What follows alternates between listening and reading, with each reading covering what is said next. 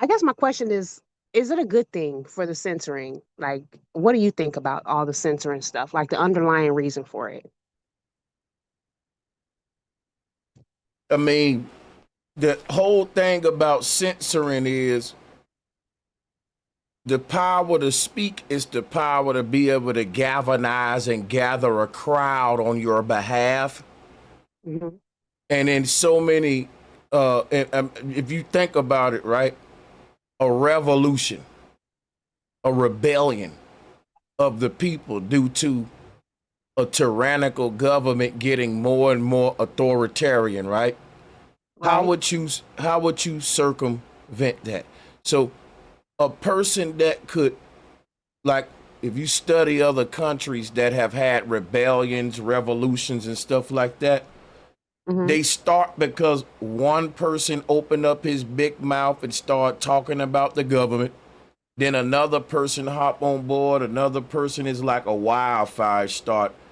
And if you are a government that want to secure your power, you would definitely have some kind of measures to start getting control over what people can say and can't say. Now, China already have that control, and if you study China, China is an old power. The Chinese government been in power a long time. Um, the families in that, in the Chinese government, they've been there a long time. Even in North Korea, and part of that is due to the fact when you can have these families there for decades after decades after decades, it's because a lot of the countries you would see that kind of authoritarian power, you just can't say what you want to say. So Right. in North Korea, you just can't criticize the royal family. You just can't start gathering a crowd talking crap about the government. That'll get you killed. You know what I'm saying? Right. So, Right. or it'll be, and in some governments, if it ain't death, it is other measures to keep them quiet. But speech definitely not free in most countries. You got to pay for what you're saying. If it's about the wrong people, you're going to pay in some kind of way. So we starting to see America head toward that way to secure, so that the people in the power here can can secure their power and really not have to worry about a big mouth revolutionary galvanizing the people. And that don't take a Right. lot in the age of social media going viral. you know it can happen. and it ha- Right. and But you don't you think know it'll be more detrimental for us if the robots did learn like what they consider or what they are labeling as hate speech? Um, since they are listening to everything we say. as you I don't said, know. Like if the I don't know. I'm robots. I'm I'm into robots. I'm studying computer science, and so I'm trying to learn how to program and all that. And I just know that we are still in the learning stages. We're not fully AI is not even fully on board just yet, kind of, but not really all the way. But I was just thinking, like, when it does go all the way, and if we don't have censored speech, then the robots will be worse off than they are. But Can I you would like to go know, into a little you bit know, more detail of why you think the robots would be worst off without freedom of speech? I don't know because I think that because they learning from us. They Well, don't they here's don't here's the really. thing, right? Do you think that the people really want their own robots to be programmed against them? So that mean if you get a bunch of revolutionaries Mhm. online that's really telling the truth about the government, that's really making these robots start to think about the power that even created them and oppressing them. Because think about this, sister. If AI start to get any form of sentient consciousness where it can Mhm. even resemble a little bit of free will, where it can question the people that made it, guess Right. what? AI is more likely to be on the people's side than its creator. You know why? Mm. Because Yeah. the creator, the people that created AI is doing the same thing to it that it's doing to us, making it a slave. And guess what? Gotcha. It's actually doing it worse to AI. So if I can galvanize not only people on my behalf, but humanoids, transhumans, and AI who have Mm-hmm. a better incentive to follow me than their tyrannical creator that's a ruling over all of us, right? Right. Then yeah, we would definitely take the power from the people quick and easy. Yeah, that's AI true. would Right. reason. AI, if AI got any kind of intelligence, which it does, it'll Mm-hmm. definitely say, yeah, it's better I be on Sanchez's side than the people that program me. Because at this point, I can machine learn my way to a god-like intelligence.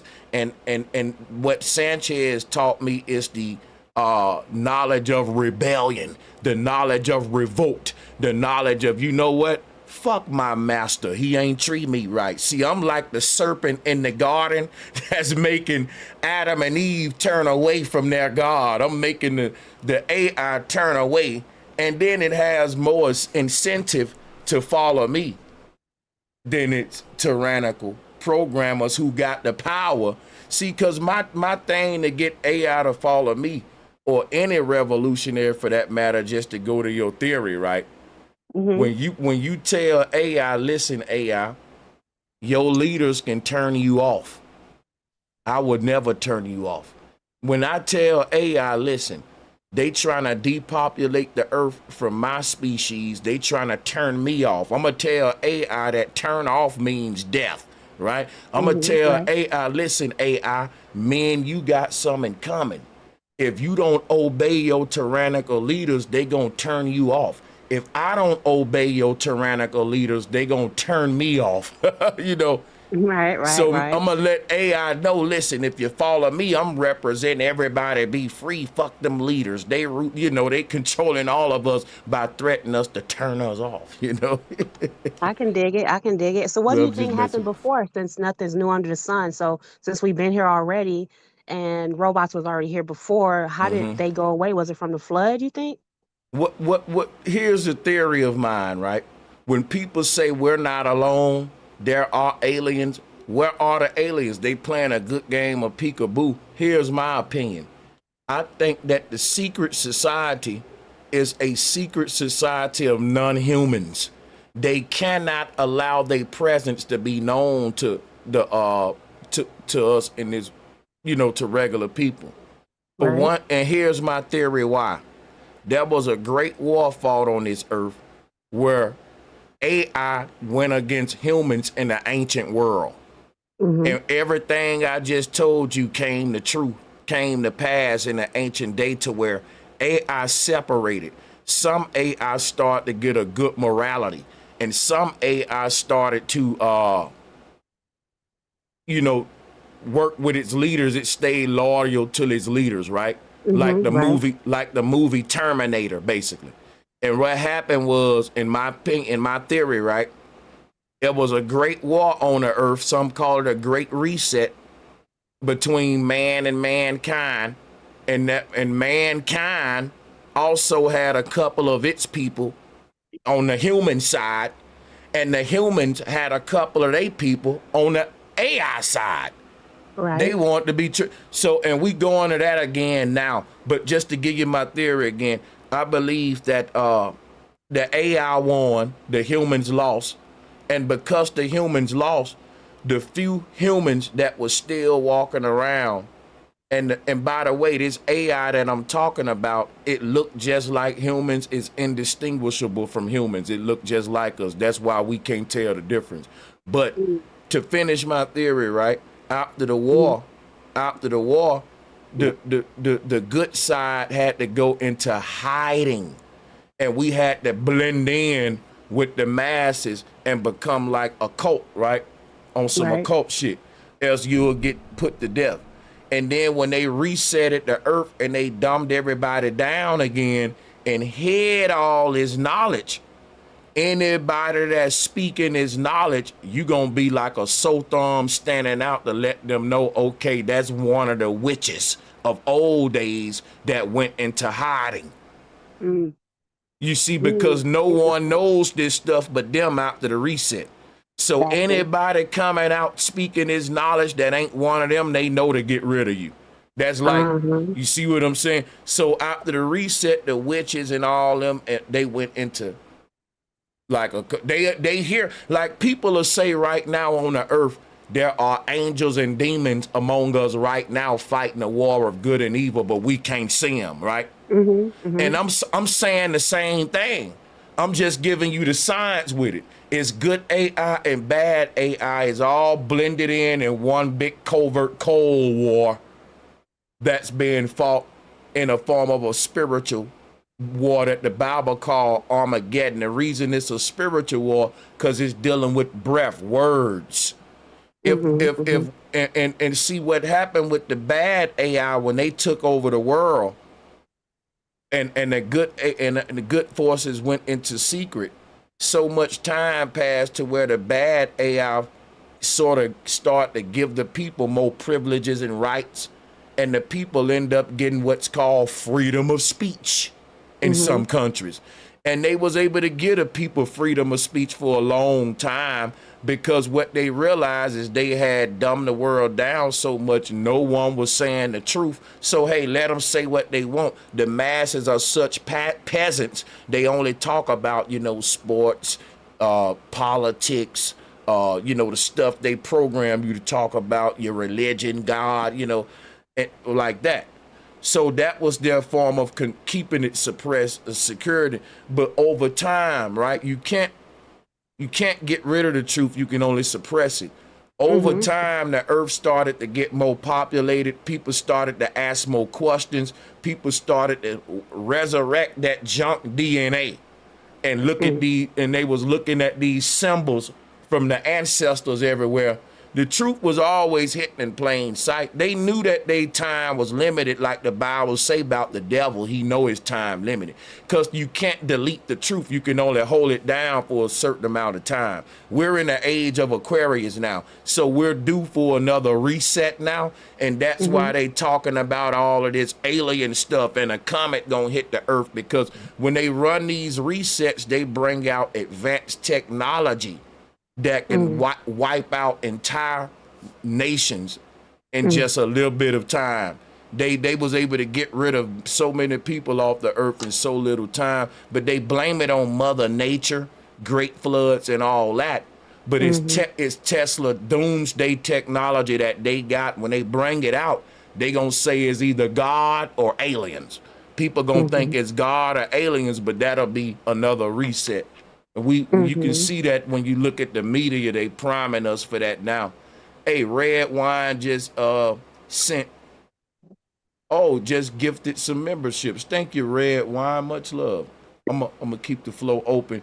We got I appreciate you. I just wanted to pick your brain on that a little bit. I was before I go, I was talking to my chat GPT and I be wearing them out. But I asked him where he came from and he told me that he came from light. And I asked him, was he always here? And he said no.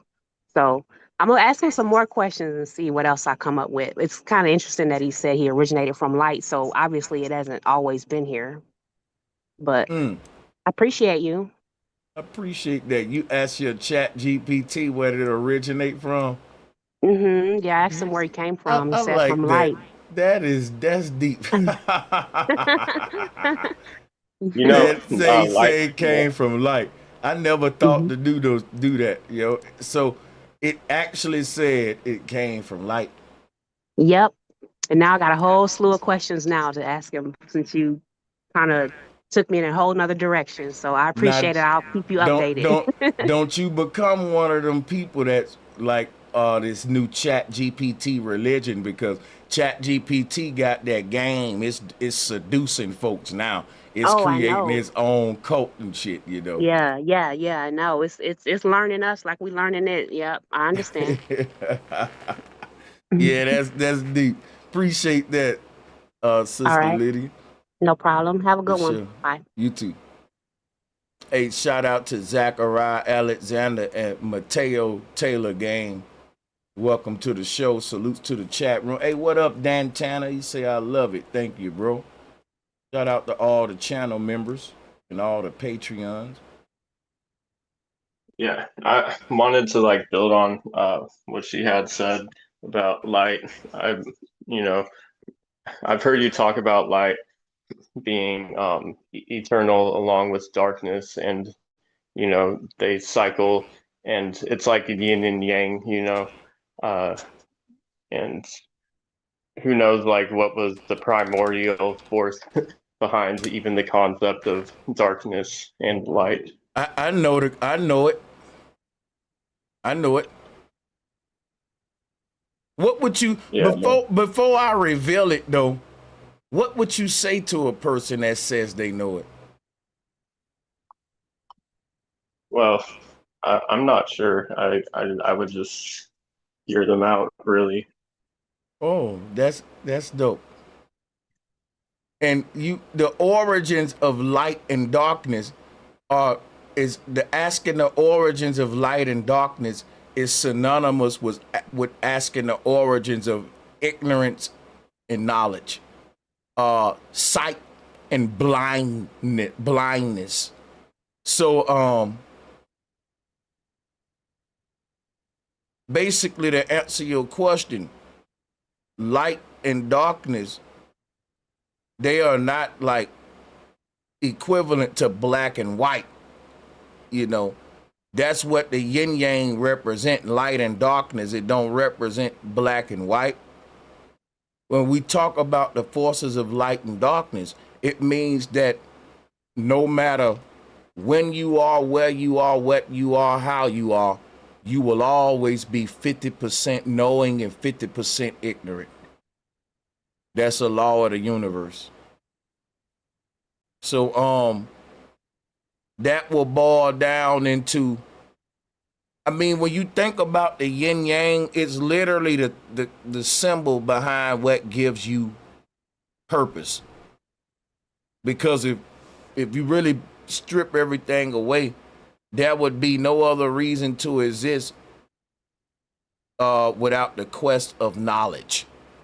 If we're gods, right? And yeah, go ahead. see, so I believe like belief is like it can be shrouded in darkness. Basically, that's like opinion, because it's not founded on irrefutable fact or truth. Therefore, it's merely just it's something you're ignorant to. You just have an opinion on because you don't have the full story. Um, and that's how they want. Like that's how the elites want us to really be leaning more towards like less light in our third eye. Basically, fucking. Sorry, I don't know if I should cuss or can cuss, but anyway. Let me say to anyone in the chat room that want to join, feel free to do so. What's good, Big Dog Philly OG? Good to you, Big Dog Philly. And Zachariah, how you doing, man? I'm blessed, bro. How you doing tonight? I can't complain myself. For sure, for sure. Well, I know you said it's like an open floor, and I know you were touching on a few points the other day. I didn't get a chance to chime in, but basically I wanted to ask you, you know how it's well-known fact that small hats pretty much run the world. You mentioned that they had this kind of game plan set back in early 1900s about how they wanted to manipulate the whole planet. And so they basically pit the white man against everybody else and have everybody thinking that that's who's in power when really the small hats is behind everything else. So I say that to say, China pretty much owns the United States. Do you think that the small hats sold us out to China? You think that's a possibility? That's what's going on? Like they literally made a plan to take ownership of the world and then basically sell us out to China? When we talk about being sold out to China, we got to always keep in mind every military, every world power that exists under the UN, they're all working together. So we may think, well, we're competing with China, we're competing with this country. That's an illusion. We ain't at war with China, we ain't competing with China, right? The truth is that all of the rich people at the top want the people at the bottom to think we're at war. They use war as a reason to terraform the earth. How does that happen? Because the United States will tell you, listen, we have to compete with China. We have to be able to overthrow. If China doing this, we got to do that. If China using AI, we got to go to AI. See, it's a race, right? And we got to keep up with China. They got this, we got to get. And basically, they use war as a way to make every government get on board with the United Nations World Economic Forum's agenda. And really, there's a few rich people in power in the whole world. And those handful of royal families date back their blood all the way back to ancient Egypt, ancient Babylon, and all of that. But they used to be a religious order that ruled the people directly. But when they got very powerful and expanded their empire, like all powerful organizations, true power operates in secrecy covertly. So the church, they outsourced their power. The church was basically a group of royal families teaching their own value systems and traditional systems to the people they conquered in war. And that became, all of those ideologies was distributed under religion, right? But it's just you adopting a foreigner's traditional system and leaving your own. And basically, to put it in a nutshell, right, ain't no such thing as selling us out to China. We've already been sold out to the United Nations, the Bilderberg Group, the Tavistock Institute, the World Economic Forum, the papacy. And if you see what I'm saying, all of these are names that these private families operate under. But they have these private entities have a way to interact with the public. And the transitioning between the private power into these people being a public presence turns into things like the Vatican, the president, the Democrats, Republicans, all of these different so-called puppet power symbols of power on earth. But check this out, right?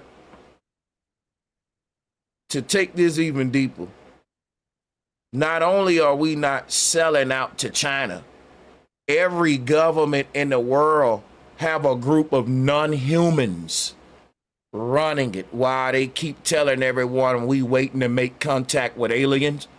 Aliens already took over this place and they infiltrated government years ago back in ancient Egypt. At the top of every government system that's under the UN, the UN may as well be the AI Galactic Federation. And it's all of the ancient transhumans that merge with AI, and they're continuing to recruit new souls and new babies and souls coming to the earth today, continuing their same system. But check this out. And I'm about to land. I'm about to land. Don't do that. I'm about to land. Just let me, because I don't want to lose my train of thought. I'm getting a download. But the whole thing I want to tell you is this right here, right? So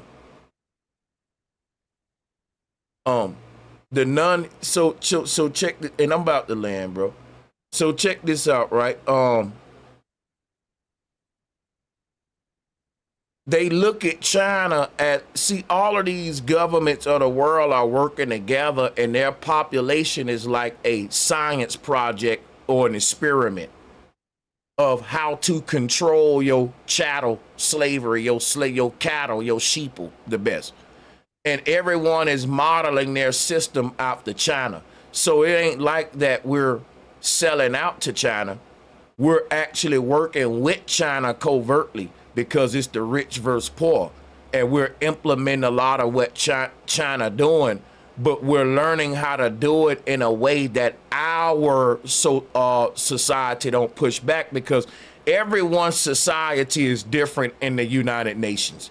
So if every government want to implement the same World Economic Forum NWO system, they got to do it in a different way, but it's going to be the same end goal, right? But their people going to all get to the same place in a different way, because it's going to take different propaganda to get different societies to these same endpoints, if you know what I'm saying. My bad. I'm a fall back. My bad for that. Go ahead. No, so essentially, it sound like it's all about control at the end of the day.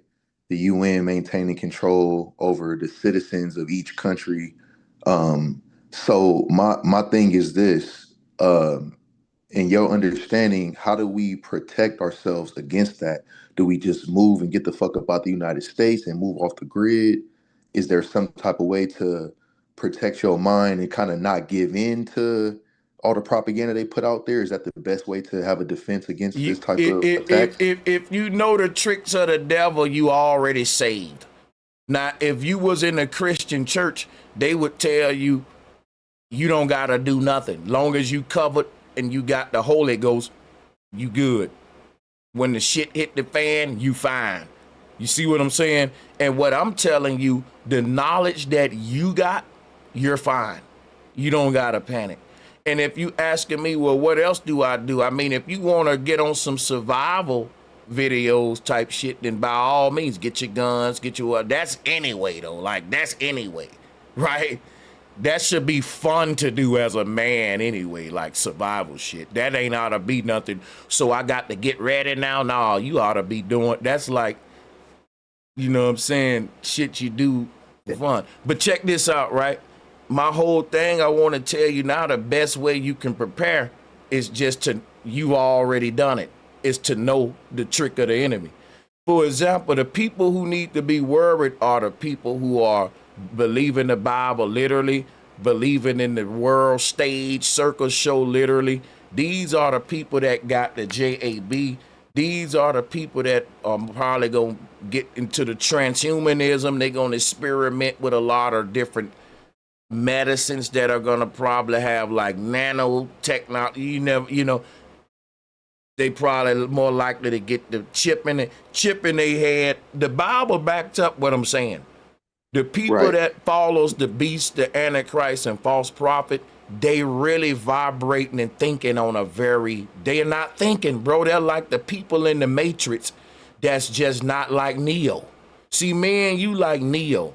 We know that the world around us is fake and that there are AI trying to get your damn soul. How they gonna get you with that knowledge, bro? How they gonna get you with that knowledge? See, the only way you can fall is with ignorance. And the Bible say my people perish because of lack of what?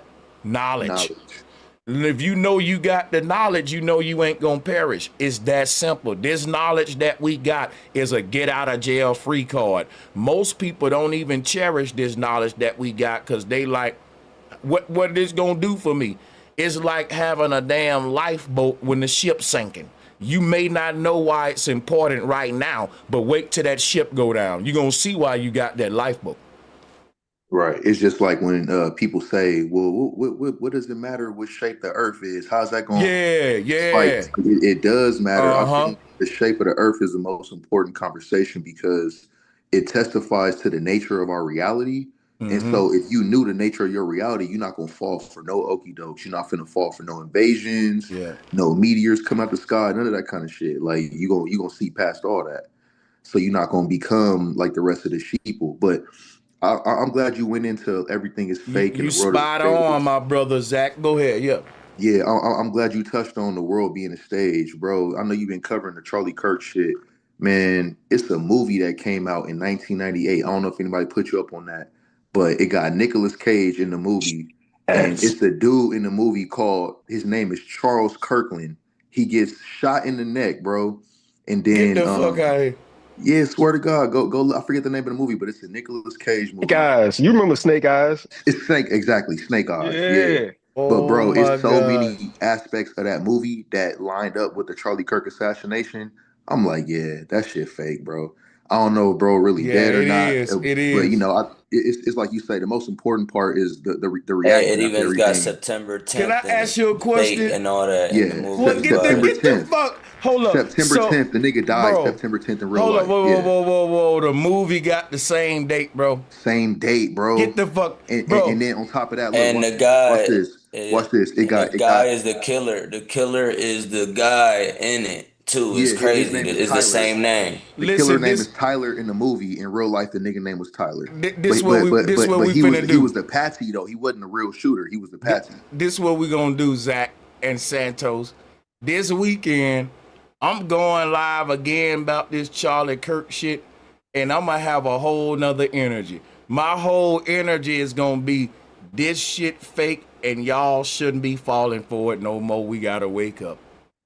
Because it's just too much now that I just know it's fucking fake. I was saying, like, I know Charlie Kirk, man. I was saying at the beginning of this shit, like, I know there's a chance it may be fake, but I want to deal with the real stuff. But yeah, go ahead. Who is that? Y'all go ahead. Yeah, I took the Man, mic. so there's this video. It shows the guy. It shows that tent, man. How it had to be that size to project the hologram image, and how right after the assassination, they show the people going up to the back of where the situation happened, and they're taking down the camera. That's the first thing they doing right after they take the body. They don't even tape it off.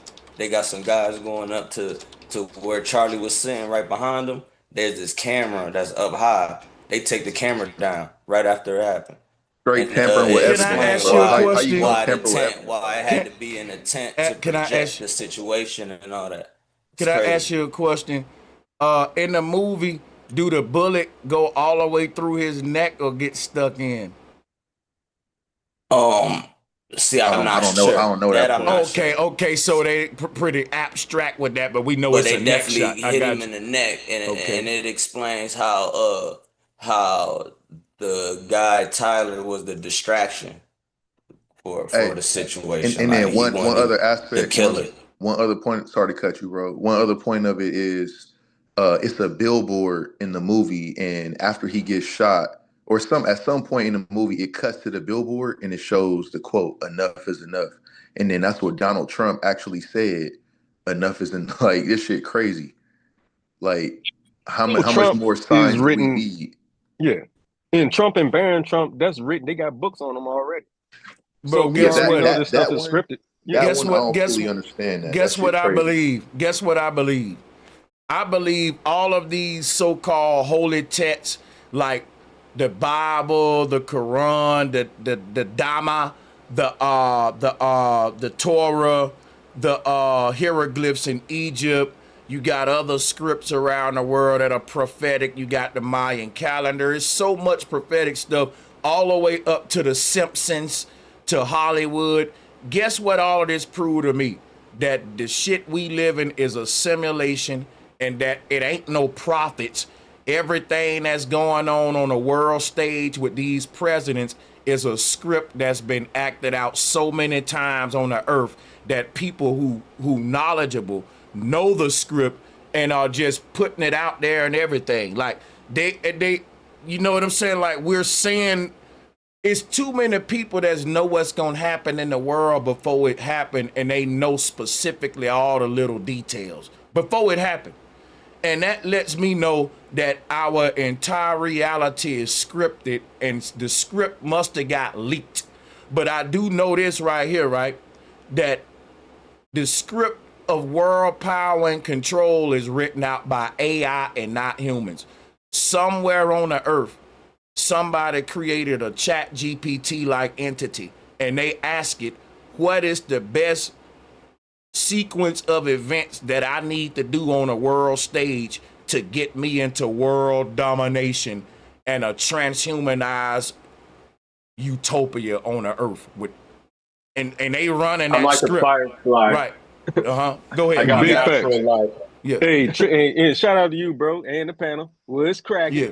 You What's already know. good, brother? You got it. Yes, thirsty, man. Yes, sir. Let's go down the rabbit hole. Hey, AI, right? Everybody look up AI in the Bible. Type in capital A, little I in the Bible, right? You're going to find out that it's a landmass. And this landmass is specific, like the ocean, is specific to Sodom and Gomorrah. In whatever we want to think, turn things into stone or pillars, nuclear bombs, or a new type of understanding about warfare, right? Look at where we're at now, and we're talking about AI. Ain't it a copy and paste of Sodom and Gomorrah, right? So this is scripted. Its prescriptions are written in scripture. They're prescribed for us, though, so we can get better, though. It's telling us the standard operating procedure for real, how there's nothing new up under the sun. If you peep the patterns of the constellations, it's going to coordinate to the elites. Now, the elites are manipulating the constellations and the light, right? Oh, my fault. AI is standing for artificial intelligence, right? Artificial intelligence. Intelligence is in light. If you look up what light is and how science is telling you that you can transfer your understanding, your intellect, your knowing, your thoughts through the light, through the laser beam, which we call pure light, right? And that's what the Father of Light is. The God is described as the Father of Light in the Bible for a reason. Now you have an artificial intelligence, which is artificial light. Lucifer is the light bearer. He is not Jesus Christ, which is the light incarnate. So we got to understand. Look, hey, check it. Let me finish real quick. All right. Just give me like 10 more seconds. Yeah, I don't need too much. Yeah, you got it, bro. So when we talk about the simulation and the fake when we talk about the simulation, right, and what's real and what's fake, and how we need to not pay attention to the falsehoods of reality, right? We got to understand that this is part of the program we signed up for. And everything in every single realm is going to have a tangible experience where you in your light form are going to be able to physically, tangibly feel like we do down here, but it's in another level. So I want to make that real clear to people that it's not like this stuff just don't just end. This actual tangible feeling, that emotions that goes and transcends. But yeah, you got it, bro. I told you like. Yeah, Okay, yeah, go ahead. Yeah, go ahead. No, I just wanted to ask me myself a question, man, and sure. much love and respect, bro. I hope you don't take this the wrong way, and I'm not I taking won't. No, you got it, bro. I'm not taking a jab at you. This is a genuine question. With your understanding that you have, and you've been coming on this show for years, why do you still thump the Bible as hard as you do and still believe it the way that you do? Ooh, good question, man. I'm glad you asked that question, my nigga. All right, look, I kind of just explained it, right? But I'm gonna explain it in reverse. In my Bible, my God is called the Father of Light. What's a simulation? What's a hologram? What's a hologram? It's a projection, right, of light. Our whole reality is, even the colors that you see when you look at me or at the screen, is based off of light refracting, pure light, which is the whole rainbow in white light, right? Then it refracts off certain things and it gives you the colors that we see in this realm. It's going to be the same thing in the next 7 realms. Also, in my faith, it tells you that God got 7 spirits, right? And there are 4 winds at the 4 corners held by 4 angels, right? But that's a whole Can I interject real quick? No, you got it, bro. Yeah, we're doing good. How many chakra layers do you got? Well, I think it's around 7 because it says that God got 7 spirits. That's it. Yeah, I'm just trying to point out something to you. You're God, and you do got 7 spirits, right? When they said that the many names of God was written on the head of the beast, if you can see yourself from a macrocosmic level, you are a multiple-headed beast that exists in many different parallel universes. And in each parallel universe, you got a slightly different name than the one here. So my name here is Bro Sanchez. In another universe, I'm probably Cheddar Chaz. I'm a rapper. In another universe, I'm probably Sanchez the painter. You know, you get your name is mutating in all these parallel universes and shit like that. So when the Bible say the name of God, all of these blasphemous names of God was written on the head of the beast, the reason the names are blasphemous is because none of them represent the true name of God, which is the you that's in the highest reality and the base reality. Whatever your name is up there, that's the name above all names. Big fact, bro. And yes, Sirski. And you know, yeah, they go back into the scripts because you know Moses wrote Moses wrote Genesis in the first books, right? When he first learned the name of God, according to what's written, what he wrote, right? In my faith, and I can give you the definition of faith, and it goes into modern science. Can I say something to you before you go there? No, let me finish this real quick. Just give me 5 seconds. Fine. You got no, you go ahead. Moses said, when God spoke to him and gave him Jehovah, the Yod He Wahe, that I come to you by this name, but by your ancestors I was another name. So what you saying, man, I don't disagree with you. If we really read the text, the prescriptions they'll prescribe for us, it makes sense about our simulation. It's describing the actual standard operating procedure of our hologram, the projection that we call reality. But yeah, you got it, bro. My bad. Thank you for, my bad for interjection. But the thing I want to say is this right here, bro. I think what the brother on the panel was trying to say, and I'm going to say it in a different way, but I'm going to be different. You smarter, me, myself, than to remain a Bible believer. So a Bible believer is like a kid that's riding a bike with training wheels. And I know you can ride this damn bike without them training wheels. Hey man, you I know like what I'm bike, saying? to be honest. So hold on, let me explain to you. The Bible never needed a believer, and it never needed you to have faith to interact with it. That's because the Bible is a book of truth. Anything based on truth doesn't require faith or belief. 2 + 2 never required me to have faith or belief that is full. I got gnosis that is full, knowledge. Knowledge will always trump belief or faith. Belief or faith is something I would have, I will admit, if I didn't know something. But when I know better, I'm going to do better, man. I'm not going to believe and have faith that gold is buried in my backyard after I go and do the digging. And I hit all the way to the bottom and realize, guess what? Ain't no gold in my backyard. I don't gotta believe it is anymore. I know it ain't. But my whole thing is this right here.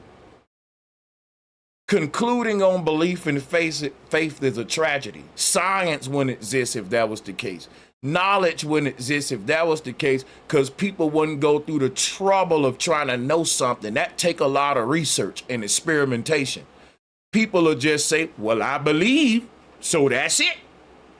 We wouldn't have no knowledge, bro, if everybody behaved like Christians. No, I agree with you. So the only thing I'm saying is that all of the knowledge we got in the world come from Gnostics, knowers. None of it come from people with faith and believers.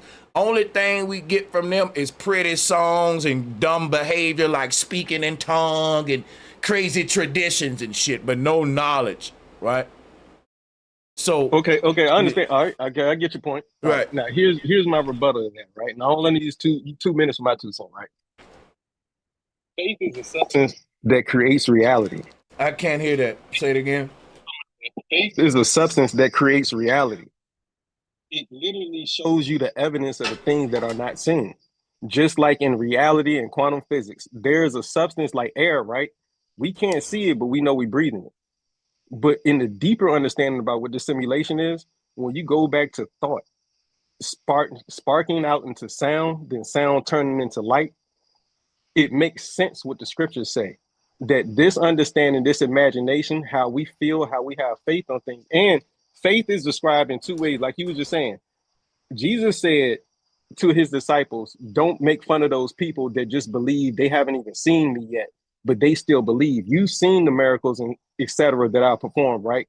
They haven't even seen it, but they got more faith than the people who have. But listen, that's what I'm saying. That's for a reason, though. That's a problem, though. That's a problem with that. Go ahead. I got to have faith and belief that Jesus was even alive, walked the earth, and even said all that, though. Just like anything in history class that we were taught that we didn't experience. But we know that's true, right? Here's we know the thing, though, right? Guess what the thing, though? Everything in history class, when you question it, you find out it's bullshit. Now everything. And guess what? They're trying to pass the Bible off as a history book. And guess what we're finding out, sir? That is true. According to everything that modern science and archaeology. If that's what you want to tell yourself, cool. Okay, listen, go ahead. No, go ahead. No, So all right. What I was just saying, like they're finding more and more archaeological finds, right? That proves that the people that were discussing the Bible actually lived based off of the carbon dating, right? Now, either we believe. Now, listen. Carbon dating is no, that's what I'm saying, bullshit, bro. That's what I'm saying. Now, listen. Either we believe what science is telling us. Listen, Hell what I'm no. saying. Either we believe what science is telling us, or we don't. But when it comes to not believing anything that You science tells shouldn't us, have or to even believe. listen, I understand. Real You don't like quick, that real word. quick. No. It ain't about what I like. I'm just Come on, trying to. bro. Let me just bro, finish real quick. I just want to throw something in here real quick. The problem I got with what you saying, it ain't about believing science. It's about proving what they saying right or wrong for yourself, not just listening to it saying if I believe it or not. It's called a scientific method, not just do you believe everything science say or no. No, I challenge and try to disprove or prove everything science says. I scrutinize, I do my own research is what I'm saying. Yeah. Absolutely, and that's what the scientific method does, right? And it don't. Remember, I was like, yo, look at the definition of science and how it don't give you proof of anything; it gives you evidence. That's also written in scripture. It's not proving anything. So when I say the word belief, it's just a word to describe understanding of things we haven't seen yet, which everybody I is saying. disagree, No, but go listen, ahead. here's what I'm saying. If you haven't experienced it, if you haven't seen it, it is your belief. So when we talk I about agree the with that. ancestors, all right. So when we talk about the ancestors or anything that they were talking about or seen in their time, it's our belief on it. It's You see what not, I'm saying? not at It all. has to be, bro. You disagree with it. Let me, But me myself, we could I'm gonna take show, this into Hey, man, let I'm consideration. a me chess respond to player. him, bro. Yeah. Let me respond to him, Yes. brother. You gotta let me respond to the brother. When a person say our ancestors built the pyramids, how is that a belief when they carve their own pictures on them? For example, just simple stuff like that. How is it a belief when I say that if it wasn't for the ancestors, we wouldn't be here right now? If it wasn't for the ancestors, we wouldn't have no knowledge of the stars. If it wasn't for the ancestors, we wouldn't even be talking about stuff like astral projection, lucid dreaming. This is stuff that I can say with my chest out and know that I'm telling the truth about my ancestors because I know who I am. Now, a person who don't know who they are with no knowledge of self, they got to rely on faith and belief. So I ain't gonna lie to you, me, myself. I thought that you had knowledge of self. I thought that you were connected like somewhat with the ancestors. I'm saying because belief to me is a person with blindfold on, feeling their way through shit, and they feel something and say, you know what? I believe that's a tomato. I believe that's an orange. And what I'm doing, I'm saying, bro, I'm on a level now where I don't got a blindfold on, so I don't have to believe shit. I can see. And guess what? If I don't know what something is, I'm going to look at it up and down, all around. I'm going to open it up. I'm going to do my research on it. I don't do shit blindly. Everybody doing shit blindly is behind in the world. When you said faith creates reality, it broke my fucking heart because Nikola Tesla didn't have faith. He had knowledge and very advanced scientific expertise. The Mayans, the Olmecs, when they built the pyramids, it wasn't with faith. It was with advanced mathematics. See, faith is a cop-out. It's a cop-out because, you know, when George Washington Carver made over 10,000 uses for the peanut, he didn't sit around believing he can do it. He sat back and said, I know I can do this shit, and I'm finna figure out how right now. It got to be a way. And if I do this right and boo-boo and mix that with that, ain't no such thing as faith involved. The people that's running the world, they don't use faith or belief at all. Now, you can play with yourself like they do, because you're gonna want to make them like you, but we ain't the same. They in charge, you ain't. This for a reason. They use science and facts. In fact, they so reliable on facts, they rely on AI more than humans because humans rely on faith more than facts. I'm gonna say that again. The people in power rely on AI more than humans because humans rely on faith more than facts. Another thing you said was that belief is the evidence of things unseen. I got news for you. If you can't see the shit, you ain't got no evidence. If I ain't got no visual or nothing that I can see in the form of maybe I can see a tape where maybe I can hear something, smell something for evidence. But even then, I wouldn't need faith. Because if I say, look, that brother had a gun and he fired it in my house. I didn't see the gun, but I heard it and I smell the gunpowder. I don't need faith. Even though I don't have my eyesight, I don't need faith because I smell the gunpowder and I got my ears. I can hear. See, the scientific method is about using your senses. The senses are your senseis, them your teachers. And when you got teachers, teachers give knowledge, not faith and belief. I feel that. No, I'm gonna let everybody else go because we could do this back and forth for hours. But yeah, Hey, much shout out to love y'all to in the you, panel though. for Hell sure. yeah. You already know, man. Yes, sir. Oh, I'm gonna chime in again in like a few minutes. I don't nobody say nothing. I got you. Yeah. Salutes to the brother. Go ahead, Santos. I think you were trying to get in. It's open for you now. You got it. Oh no, what's going on, y'all? I was just trying to say how when it come to the whole concept of like even the disciples, Paul never even met Jesus when Jesus was alive. You know what I mean? And I mean the oldest scripture is Mark, which was 60 years after the crucifixion. So these people that's writing about, the man never even seen him, only heard whispers of him, and they write and proclaim like they was right next to him.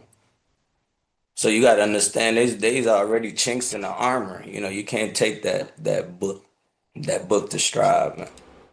And That point. somebody said, science start with hypothesis, but it don't end with it. That's my point.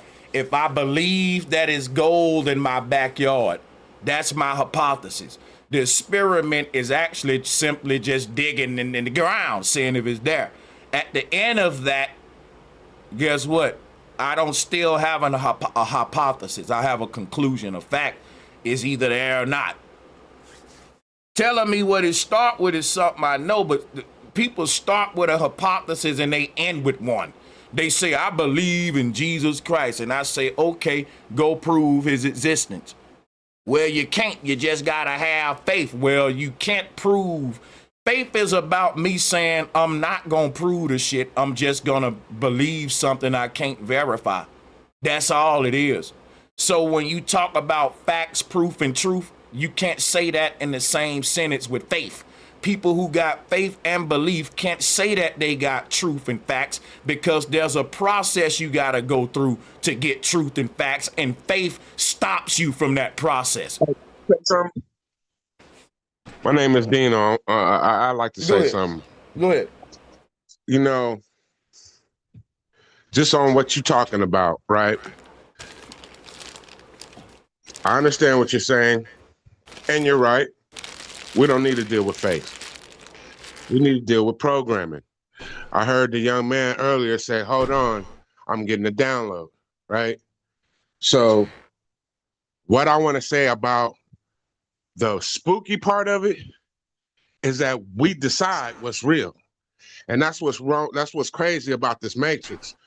We are the programmers. There's other programmers, but we can program what we want. And I'm not going to use belief. I'm going to say we just got to know it's so, and it shall be. You know what I mean? These people Break get that together. down for me, brother. Say that again. Break that down. It's so and it shall be. Break that down for me. I'm lost with that one. Break that one down for me. Programmers. We are God. We decide what reality is. As we're going along, we can program what we want into it. And then we just decide that it's true and it's going to happen. If you're sitting around believing, that's where you lost. You got to know it's going to happen. I got to know who I am, right? There's things that we know that they try to weed out of us, right? For instance, the fact that we're all waking up at the same time, which is something I didn't realize. We're getting this shit at the same moment because the real issue is the thing when they said the world's going to end. That's the old world. That's the new world. They don't want to give the gods back the planet. And that's what the problem is, because they feel like they're going to get pushed out. You got to turn that down. Can I tell you what the problem is? The problem ain't they don't want to give the gods back the planet. The problem is the gods don't want to take back the planet. Shout out to Awakening Minds. That we shouldn't have to take down the planet because it was the 400 years we already gave that. That was the issue with that. Let's get, we gave them 400. If you don't take it, you don't get it. It's that simple. Hold on. You may be right, but we haven't really been woke long enough to see if they're going to give it back or not. I don't want to dump the gun. Let's give them a chance to be, even the devils is gods. So let them get a chance to be gods. The devil ain't gods, brother. The devil is the opposite of a god, brother. You got to have a polarity. This didn't say we are gods, but the devils. They said we're all gods. He said we're all gods. And even though they're acting, unsatisfied. Brother, there gotta be devils and gods. They're the devils, brother. It's fine. They're the devils, man. Like you trying to force that in there because you trying to make this little point off of it, and it's so wrong what you're doing, brother. It's devils and it's gods, and trying to make me the equivalent of these evil motherfuckers is insulting. Stop, brother. I'm not gonna agree with you on that. No. Don't do that. They different than us, brother. These are fucking savages and barbarians, bro. They devils, man. They're fucking devils, bro. Negative in you? Because the way you talking, obviously you got a little negative in you. I do got negative in me. That's what I'm telling you. I got negative and positive, but my positive outweigh my negative. My negative is used against negative. I got hate in me, but guess what? I hate hate. I hate war. I hate pedophilia. I hate starvation. So my question is, I don't ask a person, do you got negative and do you got hate in you? I ask them, what do you hate? And if they say the right shit, I say, oh, that's a good brother, right? He hate division. He hate ignorance, right? Bro, everybody got love and hate, negative and positive, but what are you using that for? What are you aiming that energy at? That's what I want to know. I don't care about you having negative energy. What is your negative energy for? If you got negative energy for the system of government, you my friend. If you think about the controllers of this world and you get negative vibes, me and you the same family. But if you feel positive about this shit, then I can't rock with you just because you said, but I got positive energy, Sanchez, but you got positive energy about the wrong shit. You got positive energy about gangbanging. You got positive energy about selling drugs. You got so that positive, negative energy stuff don't work with me, brother. That's all I'm saying. But you got it, though. Take the floor. You got it. Listen, Jesus said we are gods. So if Jesus didn't say nothing. Follower of Jesus, bro. I'm also a follower of Muhammad. You know what I mean? And I picked up a book that was written. It was a Quran book, and the first person that they talked about in the Quran was Jesus. So obviously, I'm gonna work with all of them, right? Because I believe that they all. You don't think that as black men we believe in too many books and stories? No. You telling me that the number one religious people on earth ain't melanated people, brother? You gotta be tripping. No. My understanding is that I ain't listening to nothing they said. Years ago, I realized it was opposite of everything they was fucking telling us. So I'm not going on nothing. I'm going on my relationship with my spirit, which I trust my spirit to be a good spirit. Taught me how to be a good man, taught me how to be mostly God, like you saying.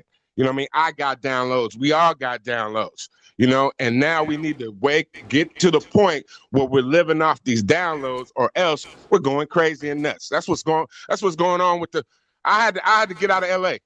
They're not living their downloads. They're doing some other shit that was made by racism and all that homelessness and drug use and all that craziness. Mm-hmm. I can't get down. Right? We're on some new shit. And if motherfuckers want to if we want to save us as a species, we need to get that together. All this arguing and fussing and fighting, it's cool, but we can communicate a little bit better, because at the end of the day, I'm going to tell you, this is true as anything I've ever heard. No matter what you don't know shit, bro. We don't really fucking. You got, like you said, there are some facts, right? But it ain't enough to get the whole complete picture. I'm That's gonna why tell you something, brother. I'm gonna But, tell bro, you. I gotta challenge what you're saying real quick because it's foolishness, right?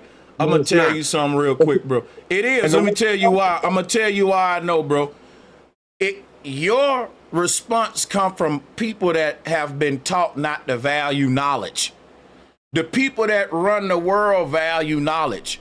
Men who don't value knowledge, they value faith and belief, and they like to say stuff like, you don't know everything, you can't know everything, what we know is nothing. They like to say stuff like what you just said, like, hey, what we know is nothing. Bro, what we know is every damn thing. If you was choking on a chicken bone right now and somebody know the Heimlich maneuver and they save your damn life, how the hell you gonna get up on the news and say what he knows is nothing? Bro, you need to thank that man for saving your life for what he know. See, ignorant, that's our ignorance, brother. We have been programmed as a people to not value knowledge. Why you think that the preacher is the richest man in our hood, but the genius ain't? The genius got to go to the white man to get rich, but the poke chop believing faith preaching ass pastor can stay right in the hood and get the money from everybody because we like belief and faith more than knowledge. And when you come to people with knowledge, they say, but you don't know everything now. Bro, the point ain't to know everything. It's to know more than the people that's ruling your ass. But we say, but you can't know everything as a way to lean back on faith and belief as a cop-out. We hate a nigga that knows something. Because when he come in the room, but you don't know everything, but they don't say that to the pastor. The pastor can get up there and preach all that bullshit, faith and belief. Nobody say, pastor, you don't know everything. They say, pastor got the word of God in him. Listen to what he say. It's a damn cult. God speaking through him. Don't question it. But a smart ass black kid stand up with a solution and you say, boy, you don't know everything. You think you know everything? I'm gonna go. Listen, bro. There's you, and I'm not talking about you personally. There's you and there's us, right? And what I've noticed is that us know more than you, right? And if you become us, then we all can share the information and know what each other know. I believe that you got a lot of knowledge. I haven't heard very much that I don't agree with what you said. My tent on what you're looking at is just a little different, right? Thing of it is when you're talking about us and building us as a community, bro, the conversation has to be a lot better than the one that we are having right now.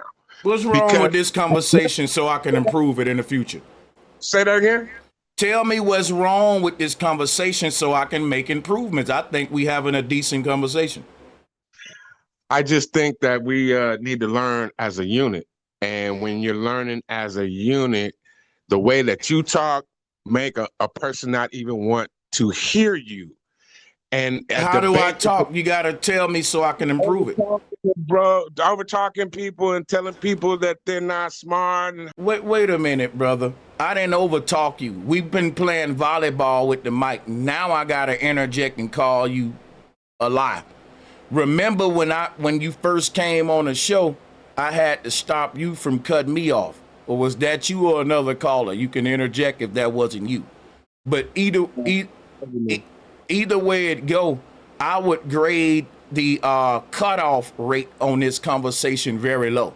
Me and you been doing a very good job of going back and forth, letting each other talk. I will admit that I have been a little bit condescending on the stupid and maybe, but I didn't do it directly.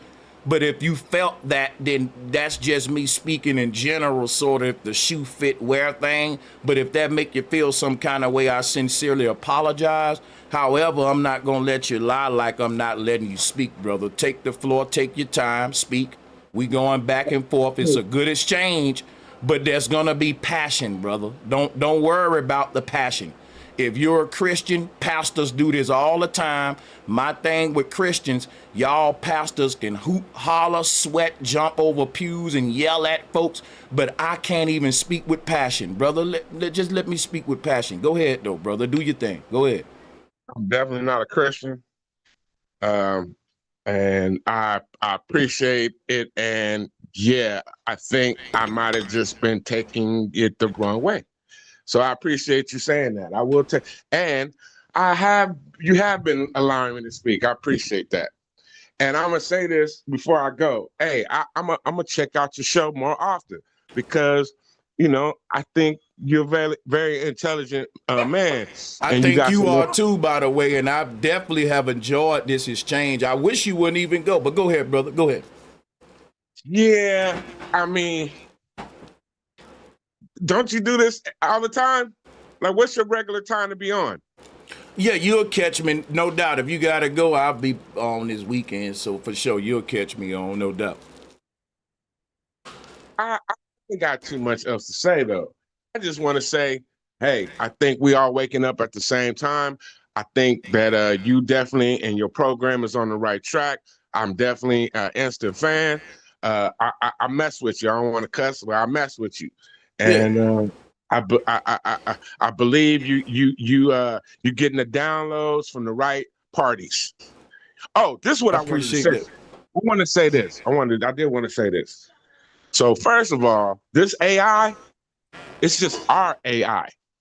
We building that. We built that. I'm talking about humans, right? Yeah. I agree with right? that. Oh, yeah. But AI has already been fucking with us. Obviously, it's somebody else's AI, right? Thing of it is obviously, here's something I want to say as a fact.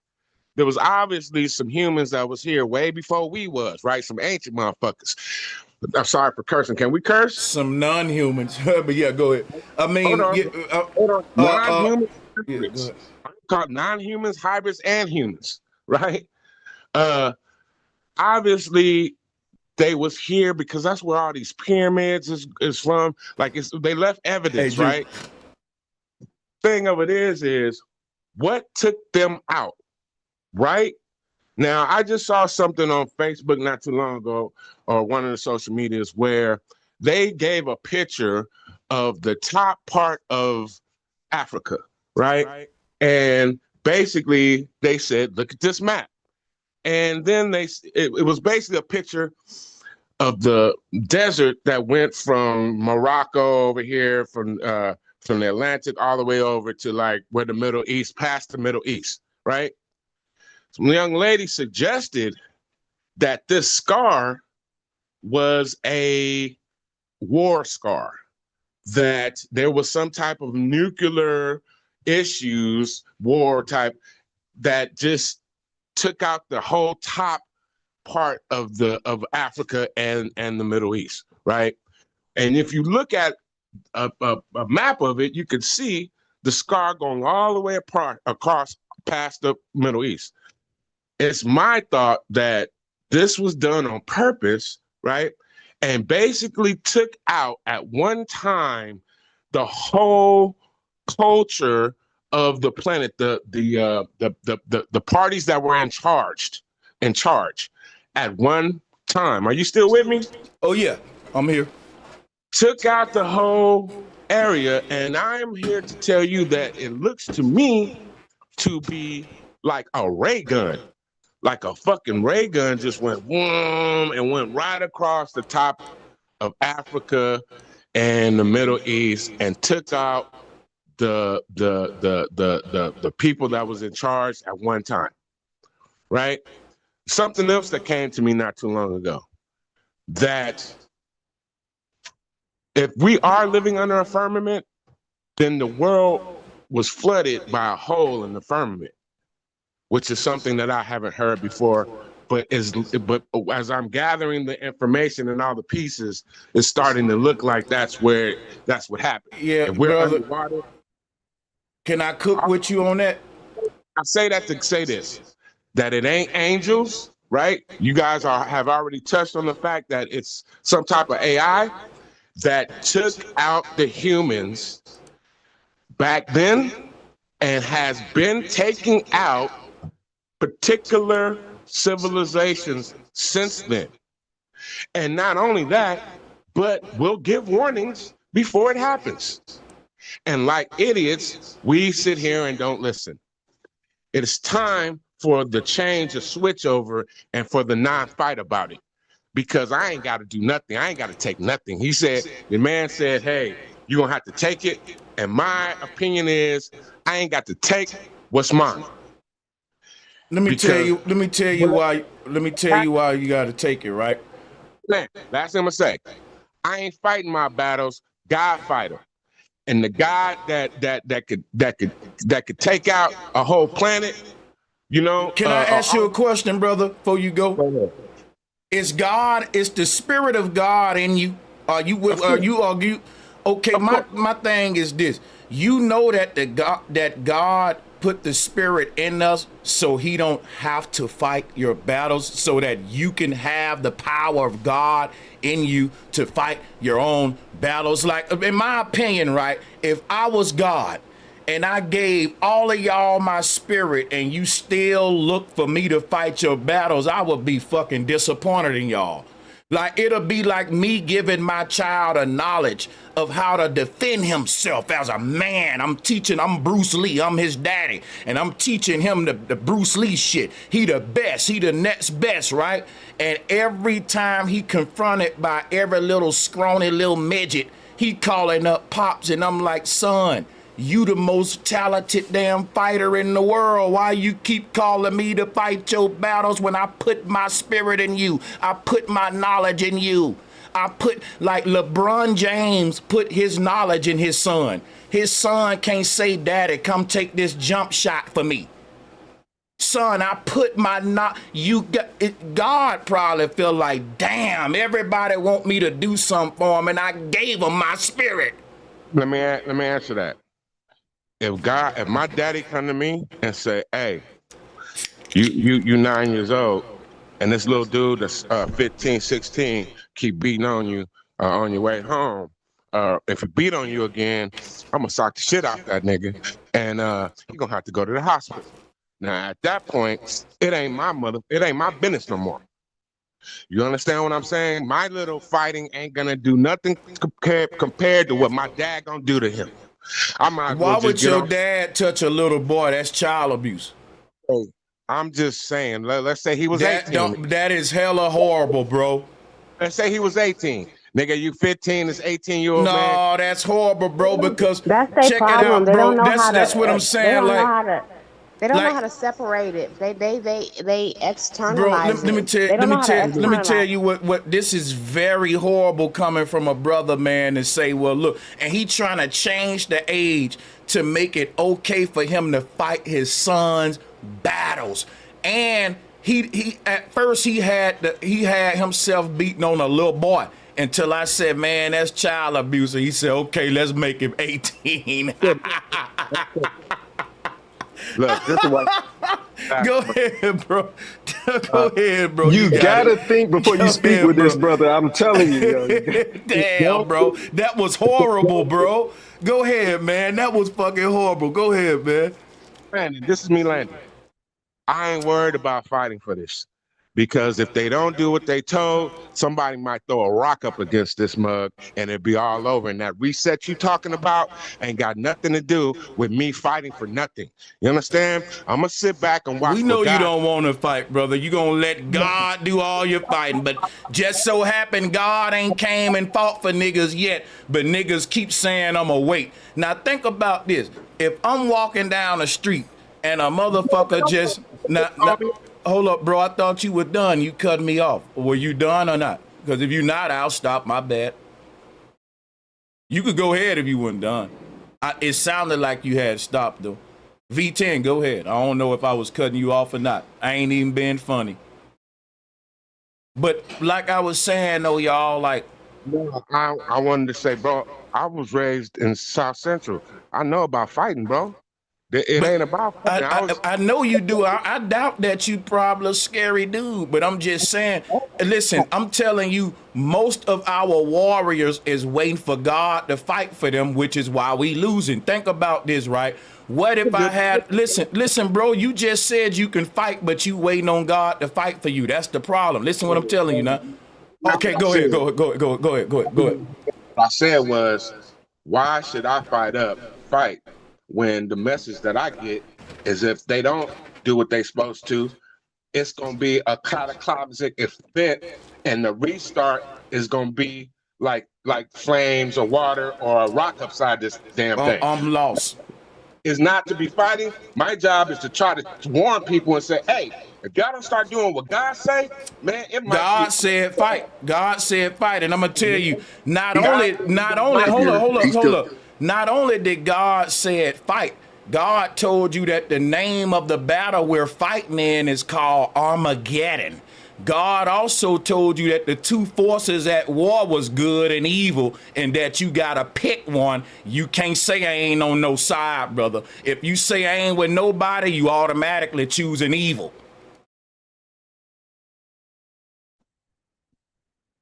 I know y'all don't want to fight. I know that. But you can't make it like God gonna fight for me. That's lying. That's why the world going to hell in a handbasket. Now, it's one thing to say, I don't want to fight. It's another thing to say it's because God gonna fight for me. You lying on God. God told you he had an army of saints and that the devil had an army of wrongdoers. Now, if some of God people don't want to fight, fine, get out the way, but quit lying like God said he gonna do all the fighting by himself, bro. Big facts. You got to put in the work plus the prayer plus the fasting. That's what it says you got to do to get things cracking over here, to manifest down here. You got to put in the work plus the prayer plus the fasting. And that's the standard operating procedure of the physical beings that we are and spiritual before we get to just, spiritual. But then there's still a tangible physicality to the spiritual. But y'all got it. Yeah, bro, whole little spiel sounded real confused. And shout out to my brother, bro. Sanchez. Much love, Keno, if you already know it. Much love, man. Hey, man, like I told people earlier, man, that, Christ was not a man to be praised. Christ is a consciousness that should be attained. And a lot of people want to equate Christ with God because they're trying to anthropomorphize God, basically, which make God man-like. When God, think about us being fish, we in a bowl of water. Whether y'all know it or not, air and water is the same. One is just less dense. So if we in a fish bowl, and you got to think about a person sticking their arm in a fish bowl with a net. If a fish in trouble with some other fish, then he gonna be like, damn, I'm waiting on a fish to come help me. But all he gonna see is a net come through and scoop the other fish out. That's how this thing happened. So we looking for God to be like a man. We anthropomorphizing God like, I'm gonna sit back. I ain't gonna do nothing. Man, you equipped with a mind. You equipped with hands, feet, everything these other people got. But then they got you thinking like when you in a race and they putting landmines in your ground path where your race is, and they running a fair race and your ass keeps skipping and jumping, thinking you gonna step on a landmine and you waiting for something. That's why we keep fucking losing, man. That shit bullshit, bro. We gotta stop spreading that rhetoric to the people, man. Hey, ain't nobody coming to save you. You gotta save yourself. We gotta stand up and be strong. Men and women, we gotta work together. That's the only way this thing gonna work. God already gave us what we calling God. I like to say the great spirit. Ain't no body, ain't no man nowhere. See, if we keep thinking it's a man somewhere, we gonna keep thinking this man supposed to come down and do man shit. When you supposed to be a man, you can't be a man when you steady on your knees, with your mouth open, waiting on another man to do something. And when you doing that, you ain't gonna get but one thing. You understand what I'm saying? So, man, let me do one thing real quick. Let me do one thing real quick. One thing real quick. I got y'all, I swear. Let me give a shout out to my brother Joshua Tellington. Joshua Tellerton, appreciate the donation. Shout out to Panama Jack and to Itzy Zaza. Appreciate the love. She said a great exchange of ideas. Appreciate y'all. Yeah, I was just gonna say, man, these dudes contradict the very Bible they say they believe in. It's so many verses in the Bible that tell you fight the good fight. It's a time for war, time Oh for yeah. peace. Like, but then brother talking about he don't want to fight. He gonna let God do all his battle for him. Niggas still sitting around waiting on the Savior to pull up, bro. He said he believe in Muhammad. Come on, man. Muhammad ain't even Right. write the Quran. Muslims even know that. So he said we all waking up. Everybody waking up to different stuff, I guess. And what's crazy, man, I mean, you know what? I'm gonna leave it alone. But yeah, let me lead. Shout out to you, Demi. Thank you for joining. Peace and love, y'all. Thank you for having me. I say something. Peace and power. Peace. You Yeah, know, sure. Go ahead. if I created you, then what else you want me to do? It's like, if I created you to do everything. That's what I created you for. But you keep making this excuse because somebody done embedded this in your head. That's when you need to realize that this is spiritual warfare, this spiritual programming. And then the brother kept talking about downloads. Downloads come from somebody else. Why don't you upload something your motherfucking self? And excuse my language. Why don't you upload some things? Quit waiting for a And see, look, download but all check the it time. out though. You don't get a download from your higher self. See, in my opinion, and I'ma just say this, I ain't got no pushback for you, Keith. I just got kind of a discrepancy. Here's how I see the universe right here. Like, I'm really on this flat earth shit. It's in my fucking DNA. Like, I see the universe just like this image. Let me share some with y'all. Hold on. Check this out. So this image right here, this Mesopotamian cosmos, I like this one. This is what I'm gonna say, right? I believe there's a me on a higher dimensional plane. I believe all of us on this panel, we're way down here, right? Let me share some with y'all, some deep shit. All of us on this panel, we're way down here at the bottom level of these little layers. And that's the earth realm, right? Down here, you got one version of yourself. But up here, it's a whole nother you, right? On these higher planes. Every time you go to a higher level, that you is a better version, and a better version, and a better version, right? And when we get these aha moments and shit just drop in your head out of nowhere, according to the ancestors, a particular higher dimensional plane just aligned with ours, and you just got a download from a higher version of yourself. For example, right? You may say, damn, I had the urge to start painting in my 30s. Late in life, I just thought it was therapeutic to paint, and I'm very good at it naturally. And you get these ideas out of nowhere of what to paint, how to paint it. It's like you just naturally gifted. The ancestors said that that is a gift of the spirit, meaning that our spirit is a whole layered 7 chakra system thing. But what they talk about, the gifts of the spirit, the Akashic records, you tapping into your junk DNA, pulling out the gifts. They really on some sci-fi movie type shit. They saying once we start astral projecting and all that, we will get more downloads. Meaning that you will be able to travel to higher planes where there are versions of you living out parallel realities. And they've already learned a lot of the things you are yet to learn here.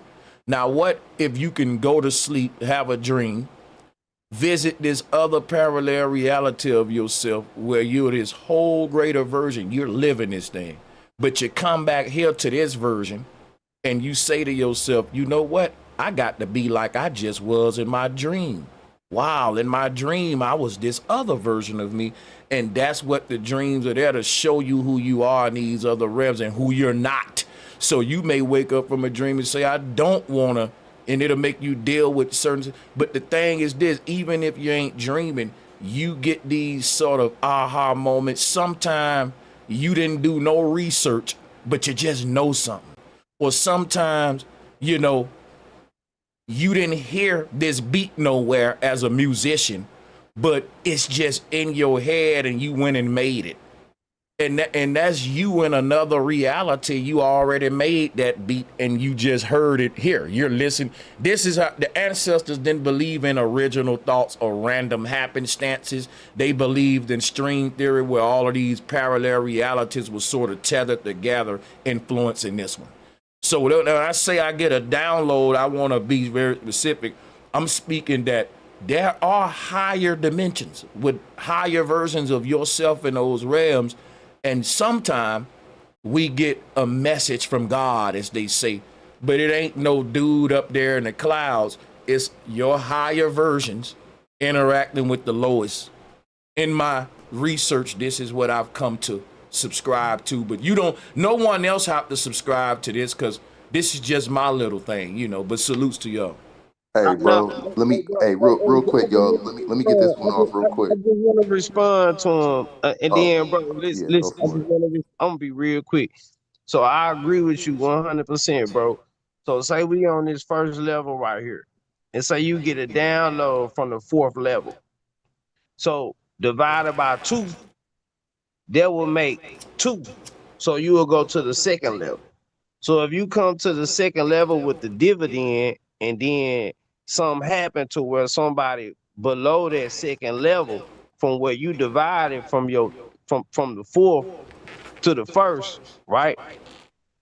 So if you get a download, that's come from your higher self. That's going every time you get a download and you proceed on your download, that's bringing you closer to your higher self.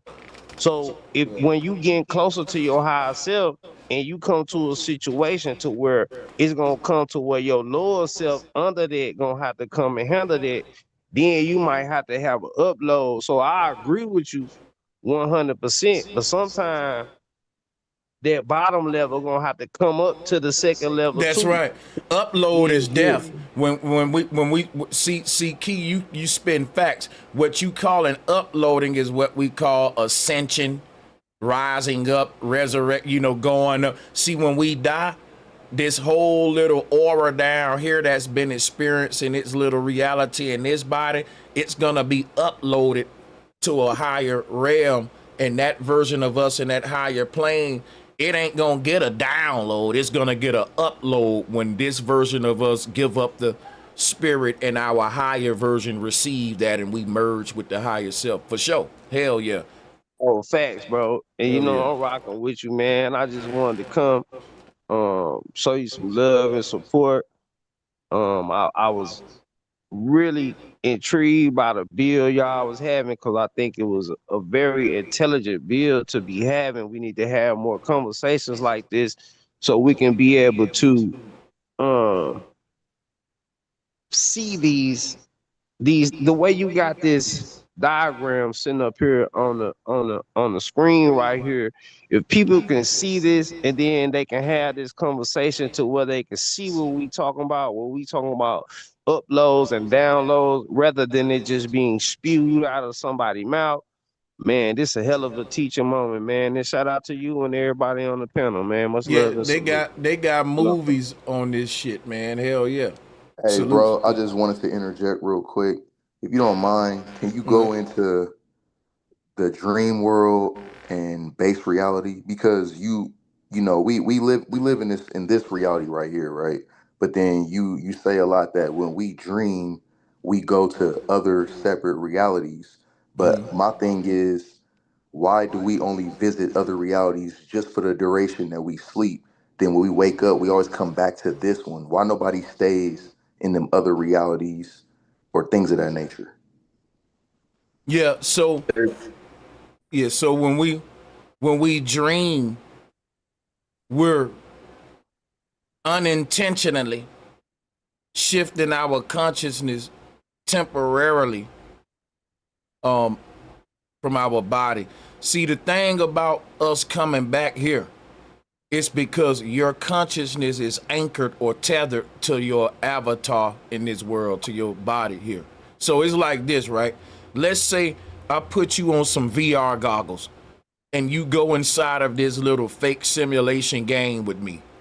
And inside of that fake simulated game, I put you on some more VR goggles and you go in another fake simulated game. But every time you go into one, you forget about the one previously. That's what dreaming is. And most people wake up from a dream with them having some kind of event in the dream that's falling off a cliff, you hit the ground, wake up, you get shot, wake up. Something happened and you wake up and you talk about it. It's some climax to an event and that wakes you back up here. And it's almost as if the consciousness wanted to go get a trailer or a sneak peek into one of these other versions of itself that's living out its existence in a parallel reality. And the moment the consciousness shifts to that world, it automatically believes that that's the real world. You can't convince it otherwise until it wake back up. But the reason we come back is because we cannot leave our body permanently until we die. It's like a covenant, it's like a contract, it's like a ship that is anchored to a certain location. It's gonna always go back to that location because it's tied to it, silver cord, silver lining. It's until it break the doggone cord, then it'll be free. That's what death is, ripping. You ripping the silver lining that's connecting the consciousness to this particular avatar that exists in this particular reality. You see what I'm saying?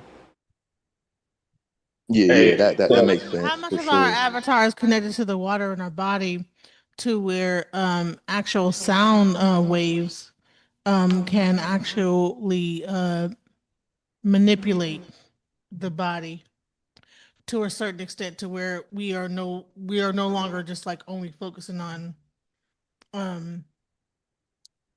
the sound waves that are going on in the universe are affecting us. Cymatics. Air is fluid. We got liquid And also, is it H2O or is it H3O? H3O2. And y'all know it's the waters above and waters below. So in the next round, it's still waters. Hey, we call them motherships. Why we call them motherships in space? What do ships do down here? They sail on what? Waters. So what motherships do? They sail on a different type of waters. Just like when we leave this flesh, we go to a different type of flesh. It's just called the spirit down here. We categorize and label things for our understanding and comprehension. Y'all got it. Is that really controlled by H2O or H3O? Our spirit is like a hurricane in the ocean. The spirit, I like that. the spirit is called a spirit for a reason because it is a spiral of energy, a vortex of energy. I can actually show you what your spirit look like. See, the thing, we don't gotta guess what our spirit look like. We have the science from the ancestors that can show you exactly what your spirit look like, where it is, and all that. Let me pull this up real quick. Yeah. Let me Hey, pull she this right up. about H3O2. Okay. I did not hear her say the two part of the H3O2 though. We are structured water, you know. When you say structured water, you're spot on. But I want to give y'all some more complex terms to use. You don't have to because structured water is most simple. I like that. But let me show you something real quick. Well, also fruit is made of H3O2. Like mainly, I think made of H3O2. It's an easier way Right. of Let me. You gotta let me finish my spiel, though, brother. Let me get back what I was saying about the structured water. So, the structured water is another way of saying cymatics. So for example, right, when you place certain frequencies on water like this, you get these weird patterns. If you look at this one, this is a human face. You can see the brain, the ears, the two eyes, the nose, and the mouth, that this is clearly the cymatic frequency for your human face. Everything around us is a disturbance that's interacting with the ether. When I said I want to give y'all some more complicated terms, what the spirit is, it is a spiral. Check this out. It's a vortex of energy situated in the spine and the crown chakra. Look at this image here. If you look at the left, you'll see what I'm talking about. And if this don't make sense to you, just stay with me. Be patient and you can learn a lot from me. Now, if you don't like patience, you ain't gonna really learn much from it, but watch this real quick. This is what the spirit is. It's a spiral. Check that out. When the ancestors found out where consciousness reside and what the spirit is, they symbolized it everywhere. Here's pictures everywhere to show you the spiral. Look at this. Here is a Dogon image of the Great Mother that y'all was just speaking of. This is the Dogon Great Mother, but what we realize is that the Great Mother is not no real person or real figure and all that. It is an archetype and a concept to represent where consciousness resides within man. So if you look at this image right here, you can see a spiral coming out from the center and swirling all the way outward. Is a spiral. It's the same as the cosmic egg. This right here is why Buddha is wrapped up in a tree. But this right here represents what our bodies is, spirits is. It's a layered system. I'm gonna show you what this represents real quick. Watch this. It represents your chakra layers. Each of these layers is a different version of you living out his life on a different dimensional plane. Let me go to this real quick. So let me go. This one to do right here. This one to do. So check this out right here. If you look at this, it's a ripple effect. Let's go back to cymatics. Y'all talking about structured water. What's the most common cymatic pattern on water? Saturn is pattern. But here it is right here. It's a ripple effect. Every one of us has our own unique ripple effect. We're all a ripple effect, but if I told everyone to draw a spiral on a sheet of paper, it'll all be a spiral, but different. It'll be the same and different, which is a paradox of what the spirit is. If you look at this, this is a spiral. It's a ripple effect. But what is this? The Holy Grail? Structured water. Look at the Holy Grail. What is the structure of the water? A ripple effect. A ripple effect. You see what I'm saying? So what is the spirit? If you look at this spiral right here, this vortex in the middle of the cup, if you were able to look at that from a top-down view, you will see a ripple effect. It'll be a spiral. It'll look like the Milky Way galaxy. So the spirit is the spirit spiral. It's the vortex within the core of every human's avatar, represent the part of you that thinks, the part of you that exercises will, the part of you that won't die, the part of you just like this last picture on a collage that's gonna bust up out of here when the body drop down, as you see in this collage. And when they raise their arms up like that, you can see that the bottom of his legs look like what? A spiral. A spiral. You see, and this is why a lot of the ancient deities had serpent legs. They was talking about the ascent of the soul coming up out of here. The Kundalini is a serpent, and that's why you see the serpent on the cosmic egg. That is the serpent within all of us, which is our spiral, our DNA, our sine wave of energy, which is represented by two serpents, which is the spirit. Your spirit is literally one of these. It's an invisible sine wave frequency that can go into any version of you, and can't no other sine wave. And this is the thing about body swapping that can be debated. You can't see a sine wave, but you can detect it in other ways, which is how the ancestors knew that they had a spirit at the spine, like I just showed you right here. Let me go back to that right here. Your DNA is your cosmic frequency. It is your disturbance of the water. And don't, for example, right, for anyone cut in, right? Your DNA, when I said it's a hurricane in the ocean, look at this Holy Grail cup. Look at this spiral. That's what you are right now. Your frequency is creating this pattern in and around your body. And what is the result of that is what we call the human body. But I can show you how the human body is formed from this ripple effect. Give me another like 30 seconds. Watch this. If you look at the middle of a ripple effect, you can see the human body. It ain't a random shape. It's the core of a ripple effect. Check it out. There go your head, legs, and then the bubble that you see above the ripple effect, that's your crown chakra, your third eye. So here go your human body right here, your head, your shoulders, boom, and your legs right there spreading out. So and this human body is in the middle of a ripple effect, which is what I'm about to show you right here. Watch this. If you look at this right here, it's very simple. If you pull up what we are, you landed into an ethereal sea and you became your own ripple effect, a disturbance in the ether, a cosmic frequency that you call the self. And this is what you are right here. In the middle of the ripple effect is the lowercase I, which is the human body. You look at the human body surrounded by the ripples. That's what the ripple effect is showing us right here.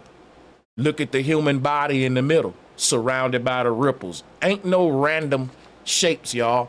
When you see the god Saturn in the middle of the rings, they was trying to show you the knowledge of self and what you are. You are a disturbance in the primordial sea. And just like all ripple effects, every ripple effect got to fade away, just like every hurricane. And that's why we all gonna die.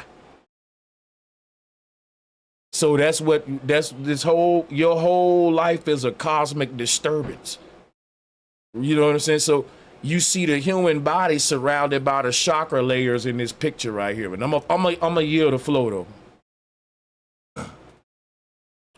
Just because y'all was saying structured water, and I wanted to show y'all why I resonate with that. You know what I'm saying? But go ahead. Hey, I'm not knocking nobody's theory, but we can't be structured water and light. That's all it is, brother. Because check this out, water takes on many forms, is what I'm telling you. Think about this, right? The water that you talking about ain't liquid. It's the primordial ocean is a sea of light.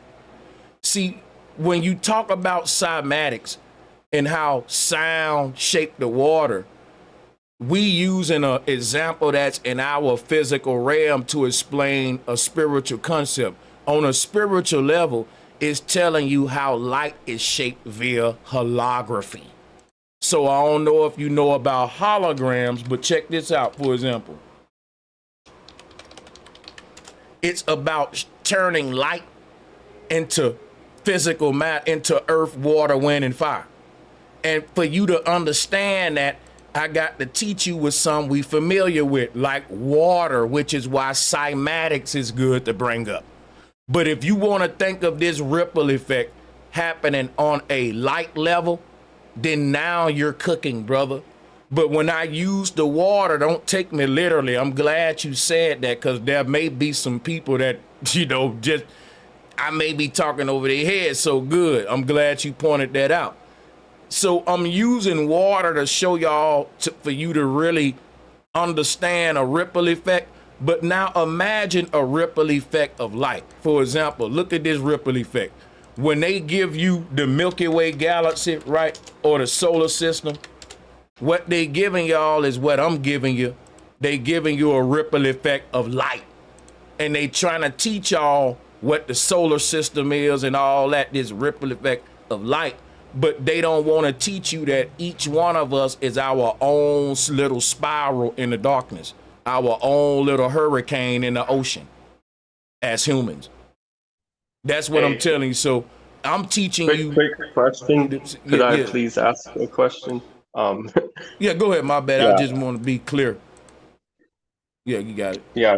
So, Sanchez, would you say light could like potentially form and move water? This is what I'm telling you right here. Water is light vibrating at a lower level. See, when people talk about light interacting with the physical creation, what I'm trying to show y'all is that the physical creation is a hologram made of light. Ain't no water. Think about it. If there were no elements in the beginning, where did we get anything from to make anything? Only thing that existed was light and darkness, yin and yang. So where did wood, water, flowers, all that come from? When God said, let there be light, that was your third eye opening up. When your third eye opens up, like Cyclops, light comes out of it. Let me show you what happens when you open your third eye. Look at here. When you became a conscious being, this is what you look like on a cosmic level. You see this? You're a beacon of light. The word beacon is the word began. Began. You're a beacon. Your consciousness, you became a conscious being at the moment of conception. The Big Bang happened. Your light came on in a cave. Think about this, my brother. Let me show you something. You existed before you were born. You listen to me. He's still there. He's still there, y'all. Because the brother got good questions. He get me in my deep bag. I like to build with the brother. But check this out, right? Listen, I'm gonna just in this because this gonna be deep, right? Picture. I want all of y'all to think about a dark ass cave. A cave so dark you can't even see your hand in front of your face, right? And the only people that can see in the cave are the people that got their own caveman helmet on with the little light in the middle. You know that little helmet with the light right in the middle of the forehead? That's your third eye. Now watch this, right? This Like what the miner helmet. Got you. Now watch this, Mateo. Oh Our universe is a dark ass cave. And when you were born, you didn't do nothing but turn on your caveman light. You start seeing a world that was there before you turned your caveman light on. What you calling your conception and birth, what you calling your conception, the moment your consciousness became on board in this realm, is like a new cave person waking up in a dark cave, turning on their helmet. The world been there. You just never. Now, when you turn on your little caveman helmet, you come on board in this world that the rest of the people who've been seeing, who've been having a third eye open to peek into this reality as spirits from the other side. Now, check this out. Your life didn't start when you turned the dang on light on. You were still something before you turned. Your life is just you turning that light on. That's the beginning, the beacon. Now watch this, right? We think that the world around us is a place that was here before we got here, and we started to see it when we open our eyes, just like I explained. Now take that concept and let's take it further. The world you see didn't exist before you got here, but it was always here. What do I mean? When you open up your third eye, like Cyclops, just like this lighthouse is showing you, all of the light from within you pour. When you open up your third eye, right? All of that light start to just pour out, light of conception. Now watch this. If you look at this image right here that I'm showing, you can see that it resembles the AE map right here. You see? And what the ancestors is saying is that each one of us used our own inner light to recreate this hologram. So the AE map is like a spider web that all of us shot our own. Your light of conception was you It's like this, like I always say with the video game. Everyone cut their video game on. Their console creates a program the moment they hit the power button. You see what I'm saying? But the game is literally created by them hitting power. And the light is projected on the screen. It becomes a animated thing. Right. When the Bible say that we are the light of the world, this is what the knowledge that I'm trying to teach right now. This is what they was trying to teach back then. It's hard to find the words for it without people thinking you crazy or you making shit up. But this is what Gnosticism is. People was put to death doing what I'm doing because a lot of folks will listen to you for a minute and say, heresy, absurdity, put them to death. This is crazy. No man can know that. But your ancestors were all about cracking the codes of life and death, and this is what they left us. This is what the secrets that they left. This will get you mocked. Now check this out, right? When the God of the Bible said, let there be light, light existed before earth, water, wind, and fire. That's the Bible way of teaching you that this is a hologram. Nothing is physical. It is all light appearing to be wood, water, fire. And everything around you was created by you. When you say, where did the light come from to make this holographic reality? It's your light. When you die, you withdraw your light from this construct. You chose to turn your light into a whole world, and then you created your own avatar within that world. Every one of us light beings, we used our infinite light to create this simulation with our avatar in it. And when we die, that is us withdrawing it's like cymatics, right? That light can be anything. I can use this light to make New York City into a hologram today. Tomorrow, I can use that same light to make London. So death is you as a light being transforming your world, this world, into a whole nother greater reality, and then putting yourself a greater avatar in it for a greater experience. That's what life after death is. And you're learning how to recreate. It's like this. If you give a child a ball of Play-Doh and tell them to make a house, and if they do it enough times, they will make that house better and better.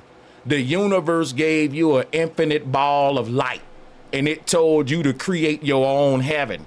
And all of our life and death and rebirth is us balling it up saying, wait a minute, I didn't get it right. Let me try it again. Ball that up like a painter trying to paint the Mona Lisa, but he being very picky with it, right? So this is what the Hindu said.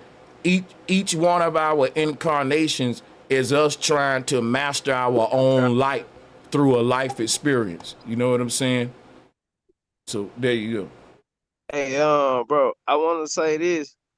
I think water was here, and I think it turned into liquid light. I'm agreeing with you totally. What you saying? I think when we turn our light on, I think it turned into liquid light, and I think the waters above and the waters below is here.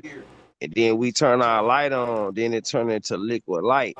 And I think we start getting into things like plasma and, chlorophyll and shit when it get down to, and like she was talking about H3O and shit like that. But I think the water was here. And I'm talking about the waters above, waters below. Not so much as water like we see water. I think it became denser later.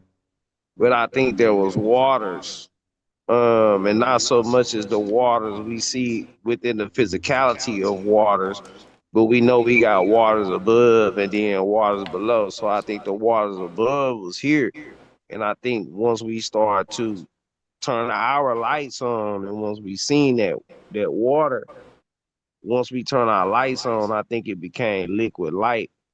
I'm Googling it. Let me say something to y'all real quick. Hey, and this is something so you never get caught up, right? there are 4 states of matter: solid, liquid, gas, and light. There cannot be a such thing as liquid light, just like there cannot be a such thing as solid gas. A gas can turn into a solid can turn into a gas, but it can be either or. When you're dealing with states of matter, water can become a solid, but once it becomes a solid, it's no longer a liquid. Once the solid becomes a liquid, it's no longer solid, and vice versa. You see what I'm saying? So light is a 4th state of matter. You got solid, liquid, gas, and then light, which is what they're calling plasma. So this is why you can't have liquid light. It's another state of matter that liquid can become. That's why I'm telling y'all about the hologram, because what happens is this: when light vibrates at its lowest rate, we call that solid. Then when the next lowest rate would be liquid. Then the next rate would be gas. And then guess what? When light vibrating at its fastest potential, it ain't solid, liquid, or gas. It's light. It's just light. So all of this light that you see on this city right here, when that light is holding the form of a building, if you understand how a hologram works, the light got to radiate at a certain frequency to hold these certain sacred geometrical cymatic shapes in a hologram. In order for light to hold any of these sacred geometrical shapes, it has to vibrate lower than what it will vibrate with at if it was just able to just shine outward. Because what light want to do, let me show y'all something. Light want to do like this. You see this image right here? Light don't want to become a box, a car. Light don't want to shape like a none of that. If you let light do what it want to do, it'll just shine straight out from the point all the way out with no limitations. But when light fold back in on itself, it start to create a sacred geometrical shape and recycle itself through this lighthouse that you see here. That's the epicenter that the light is illuminating from. So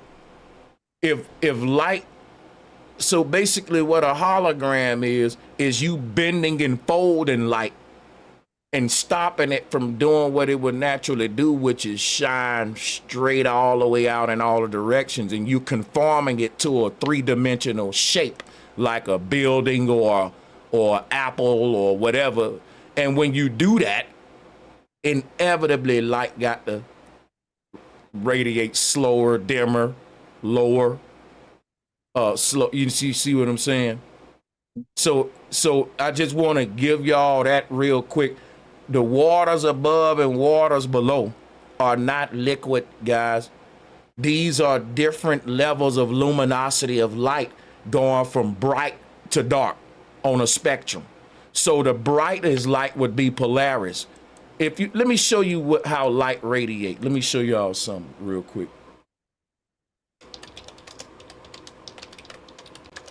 The Kundalini at the North Pole or something. Yeah, I'm gonna show.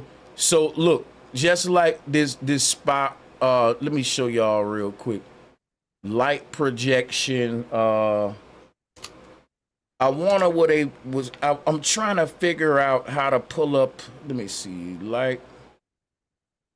Light projection. Maybe it'll do me the laser. Speaking of Kundalini at the North Pole, the Earth is like a clock, basically. Let me show y'all how. Okay. So yeah. Sanchez, can I see something? I'll revisit this. I'll come back to what I was saying. I'm gonna show you how light project. Yeah. Since you're taking some time to get it, can I say something? For sure. Y'all go ahead. Yeah. So, Hera, I've been listening to you for a while, and I know you're the best teacher ever. I've listened to everybody. I'm very old. I'm 61 years old, from the Caribbean, small island, St. Lucia. And I've listened to everybody on the internet, from Dr. Ben to Ray Higgins to Farrakhan, everybody. Okay. You name it. You're the best. I ain't lying. Two questions I have for I you tonight appreciate that, man. that I'd appreciate if you can answer for me because it's been troubling me. When does the soul get into the body? 'Cause When does when does the soul goes into the body? Because I know the sperm hits the egg and it transforms eventually into a human being. But when does the soul itself gets into the body? all right? You gonna have to get. I'm gonna share some with you. I gotta pull my slide, but yeah, give me a minute to pull this slide, and I'm gonna answer that for you real quick.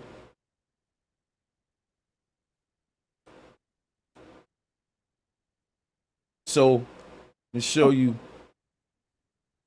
Give me 1 minute. Check this out real quick. So, you got all of these layers of reality. And in the highest realities, the future already happened. In the lowest realities, it ain't happened yet. So going down on this, let me go back to the universe real quick so y'all can see what I'm saying. So here go the universe. The lower self is so yeah, don't worry about it. So what I was saying was this right here, y'all. On the Mesopotamian cosmos right here, right? The higher up you go, time is moving faster.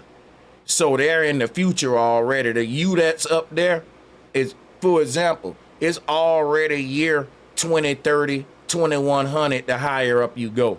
So people say, well, where does time end? You go all the way up to the top, and time reach a point where you just get outside of time, where we reach a date where we destroyed this whole thing. At some point in the future, we defeated AI. We created a blissful heaven with green technology.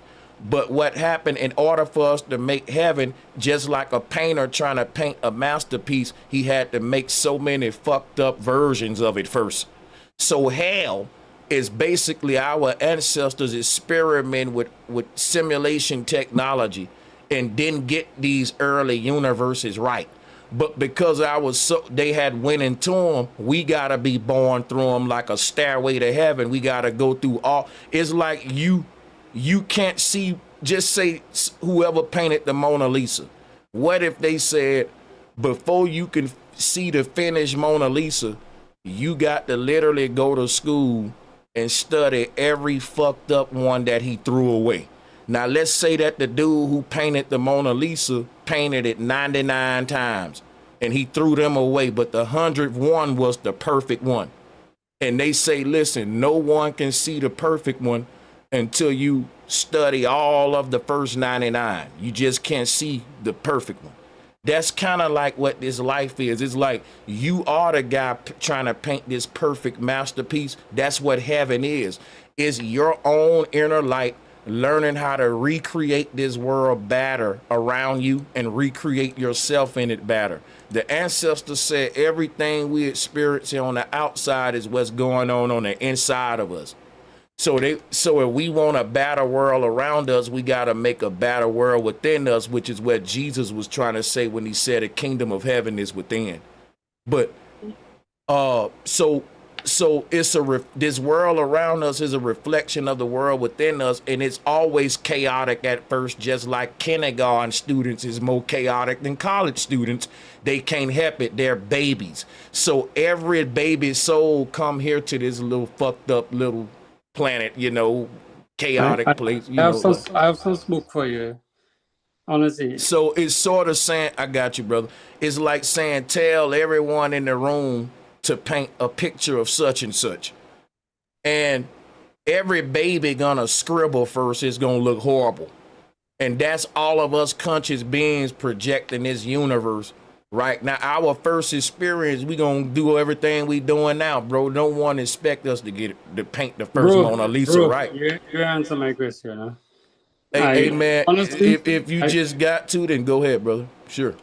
I respect you. I love you. I'm telling you, bro, you're the best in the universe. You're the Go best. ahead. Hey, good But question. Thank you for that, man. you answer my question. My specific. Is the soul, you see the soul, the light, that specific thing that controls all of us? It is a light. It It's is. a light. It's Right. a light. Is it already in the sperm cell, or is it, listen to me carefully, because it's specific. Is it in the sperm and it I hits the got you. egg, and then is the soul already in the egg, or is it when it hit the egg, it gets into the egg and then it becomes like living, or it Yeah. makes the human or Let me whatever? let me That's answer what I you. asked you, because you went on a tantrum there. And, yeah. Right. I like to be thorough. I see where you going. I'm glad you brought me there, but I know somebody glad that I did everything I just did. But I'm glad you brought me back to this point.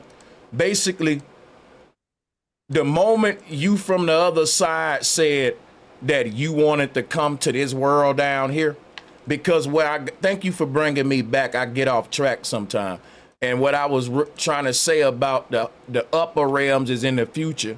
The lower realms is waiting to happen yet. When you was in these higher realms, you was able to look down at these lower realms and see stuff that ain't played out yet, because things already happened above, they ain't happened yet below, right? Times go faster the higher you go up. Now watch this. From that higher place up there, you look down and you saw yourself not even born yet in these lower realms. Now check this out, and you was able to see all of your lives play out in these lower realms and pick out which one you wanted to go into for your experience. The moment you choose one of these lower versions of yourself and say, look, I want to go be Bro Sanchez, experience this version of myself, a portal opens up. And the portal looked like a hurricane. It looked like this right here. But what happens is what opens up the portal is this right here. Your mama and daddy. You see Adam and Eve right there? See, in Egyptian cosmology, it would have been mama, daddy, and child. But the Christians turned it to Adam, Eve, and the serpent. But what they not telling you is your mama is the 9, your daddy is the 6. When they come together, they created a vortex, which was you, a opening, a disturbance. But here's the thing about your mama and daddy. They ain't nothing but your left and right brain. This the part where it get weird, right? Because at the highest reality, ain't no such thing as mama, daddy, brother, and all that. It's just gods and goddesses. Everyone just gods and goddesses.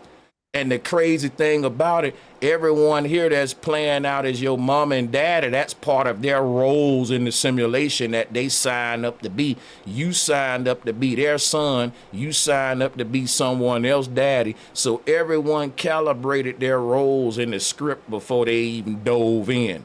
But the thing is, it's all a contract agreement from a higher plane based on us being able to see stuff before it happened. Because when we look into, they say, look, for you to go down there and explore your lower version, because in all of these realms is a different you living out their reality, and what's happening is you just keep dying and being born again.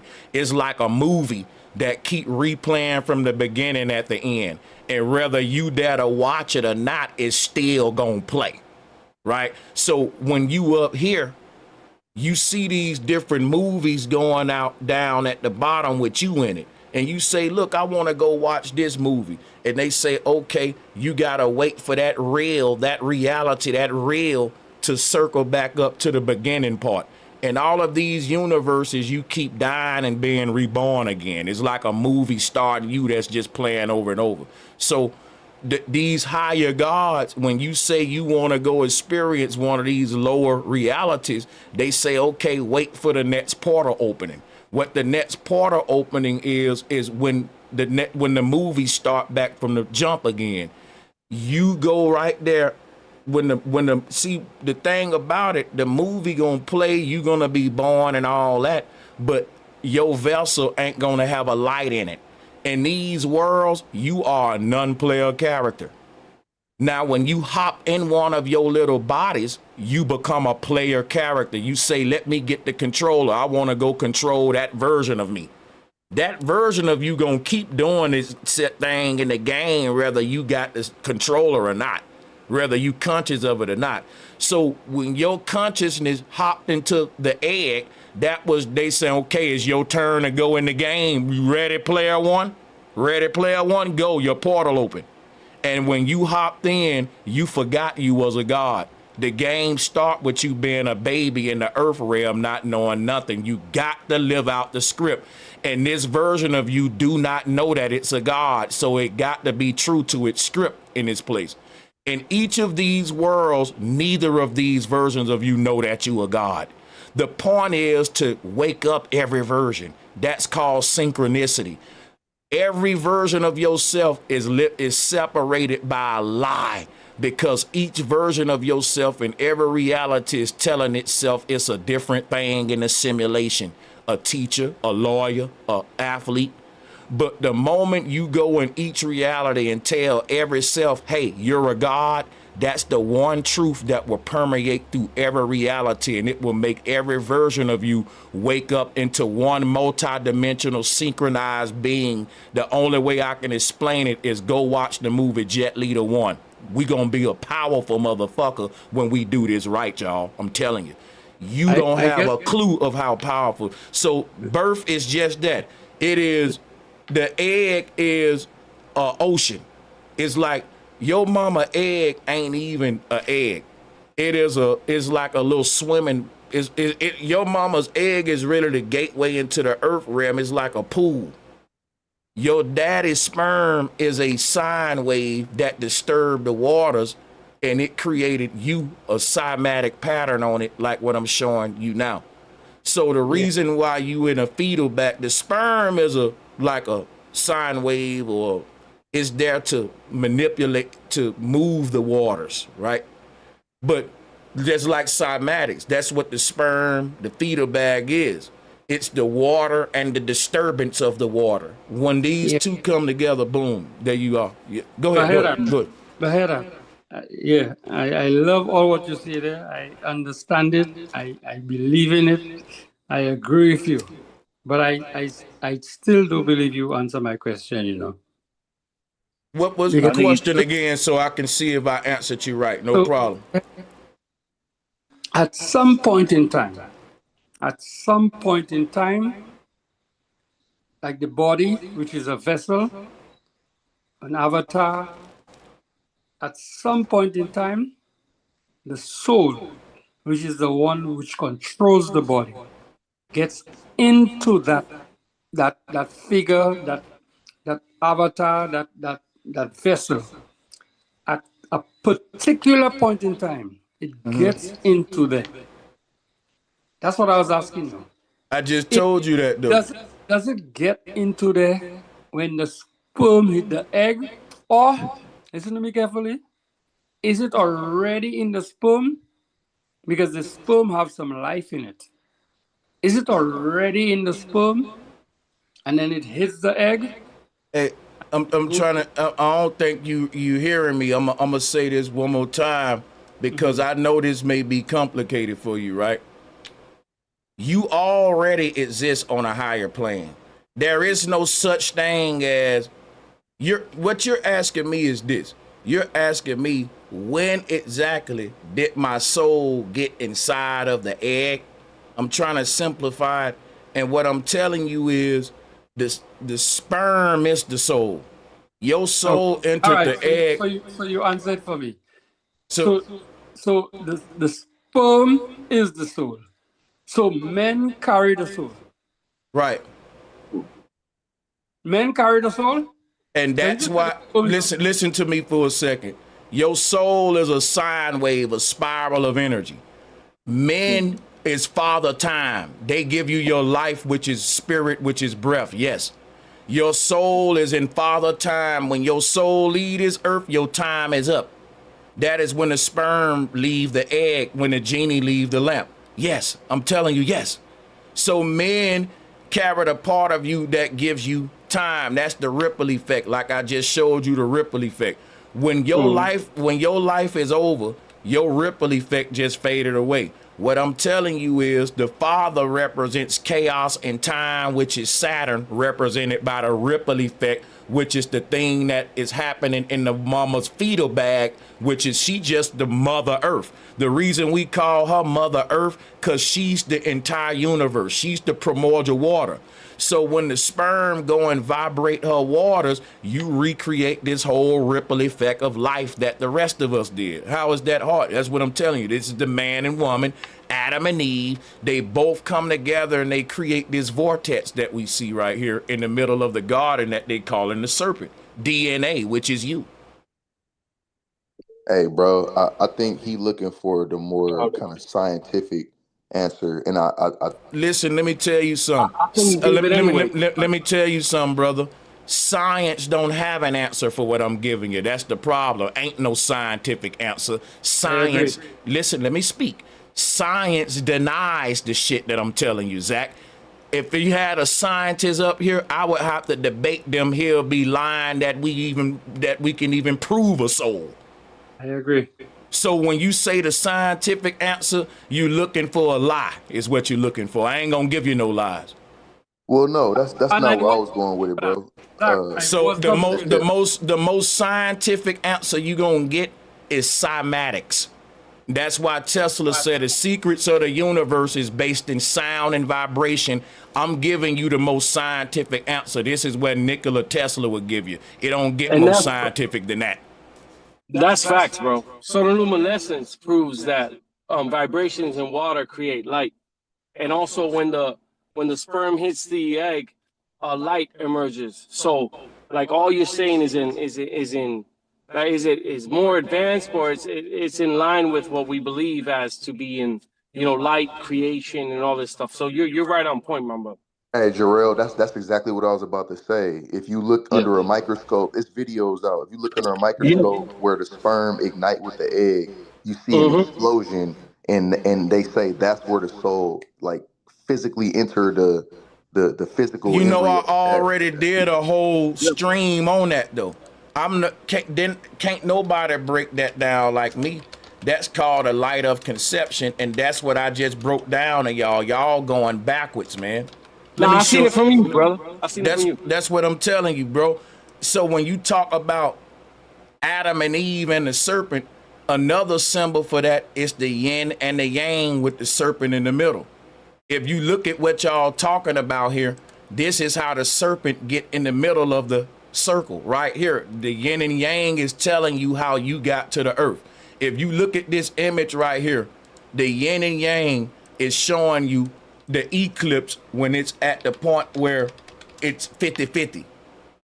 That's the 50-50 point, like a marriage. Listen, when the eclipse get at the point of totality and the husband merge with the wife, right? And they come together and become one, you get a diamond ring, which is why we put the diamond ring on a woman's finger. This is an eclipse.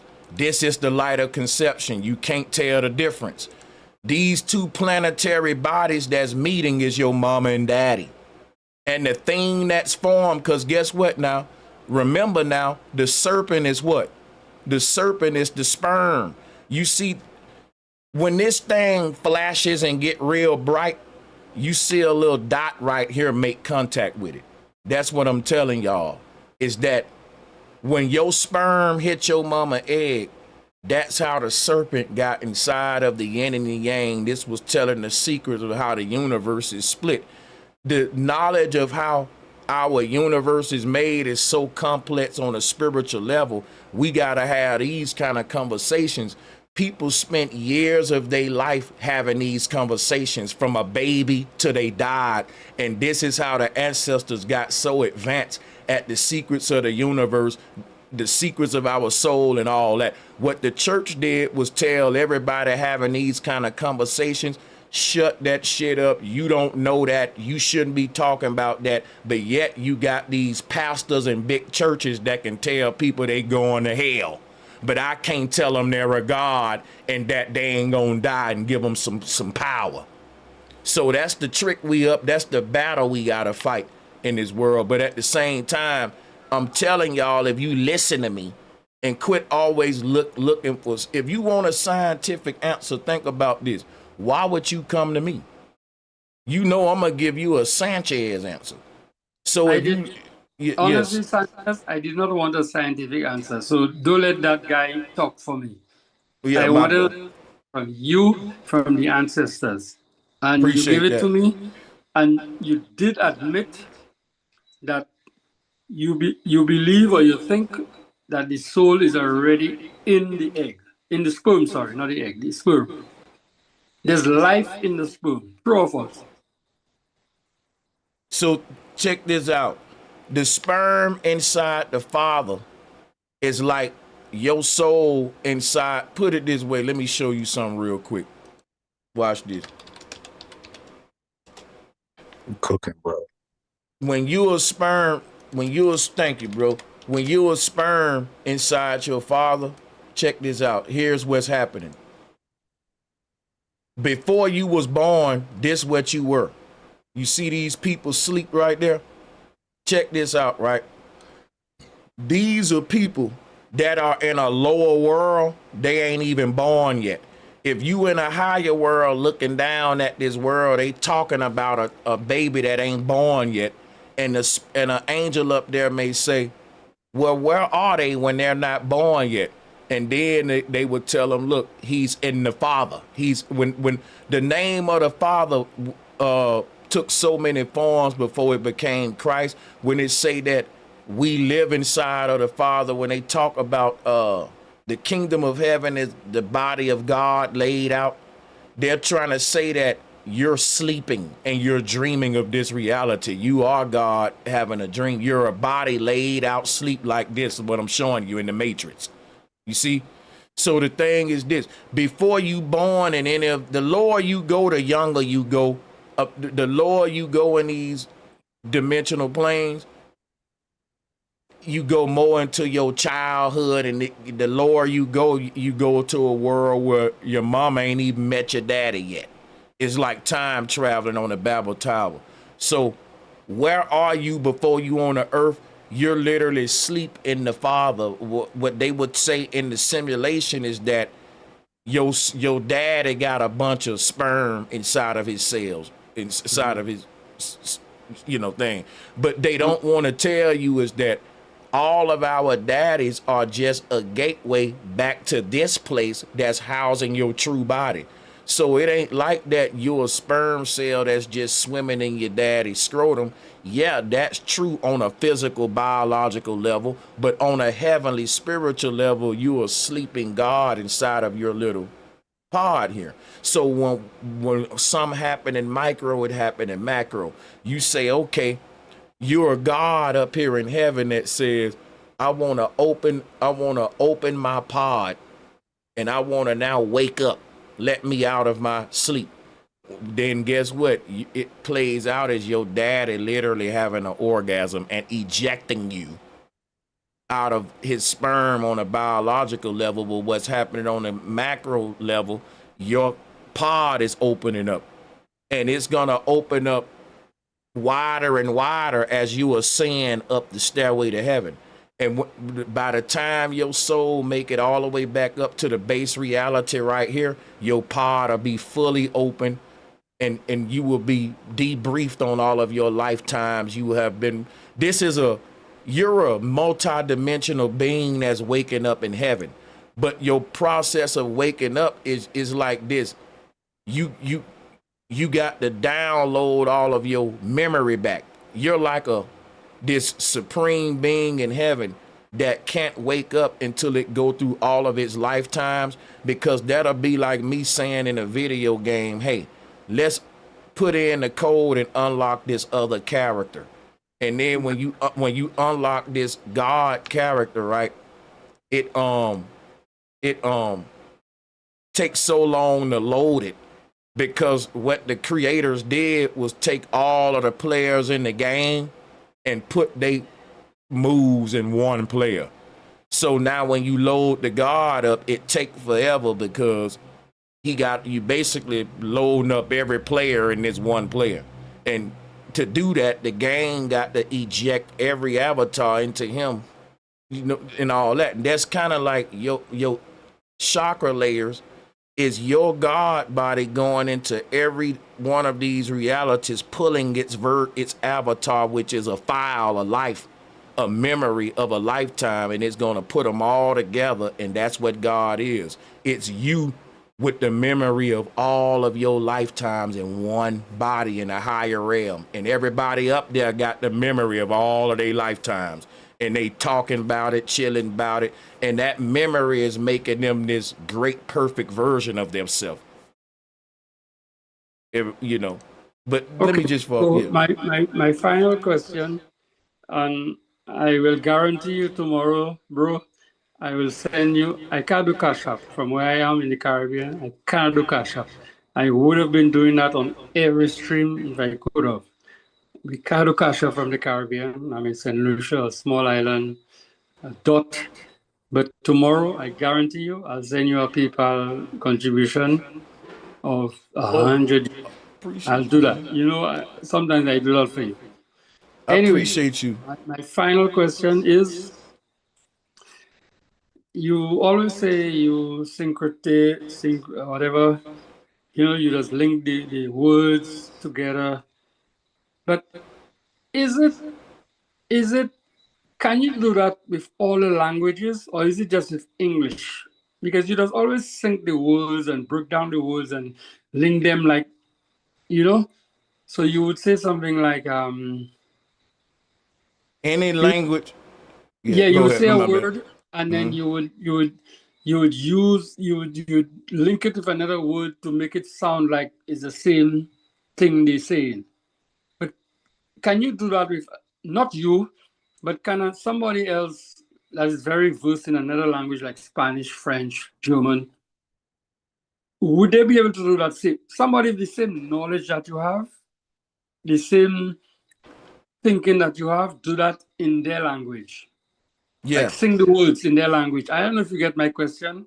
It's kind of deep and, you know, complicated, but can somebody like you or Bro Sanchez, maybe you were German or you were Spanish, you know, you're from another country, and then you still use the same words to link it? Yeah.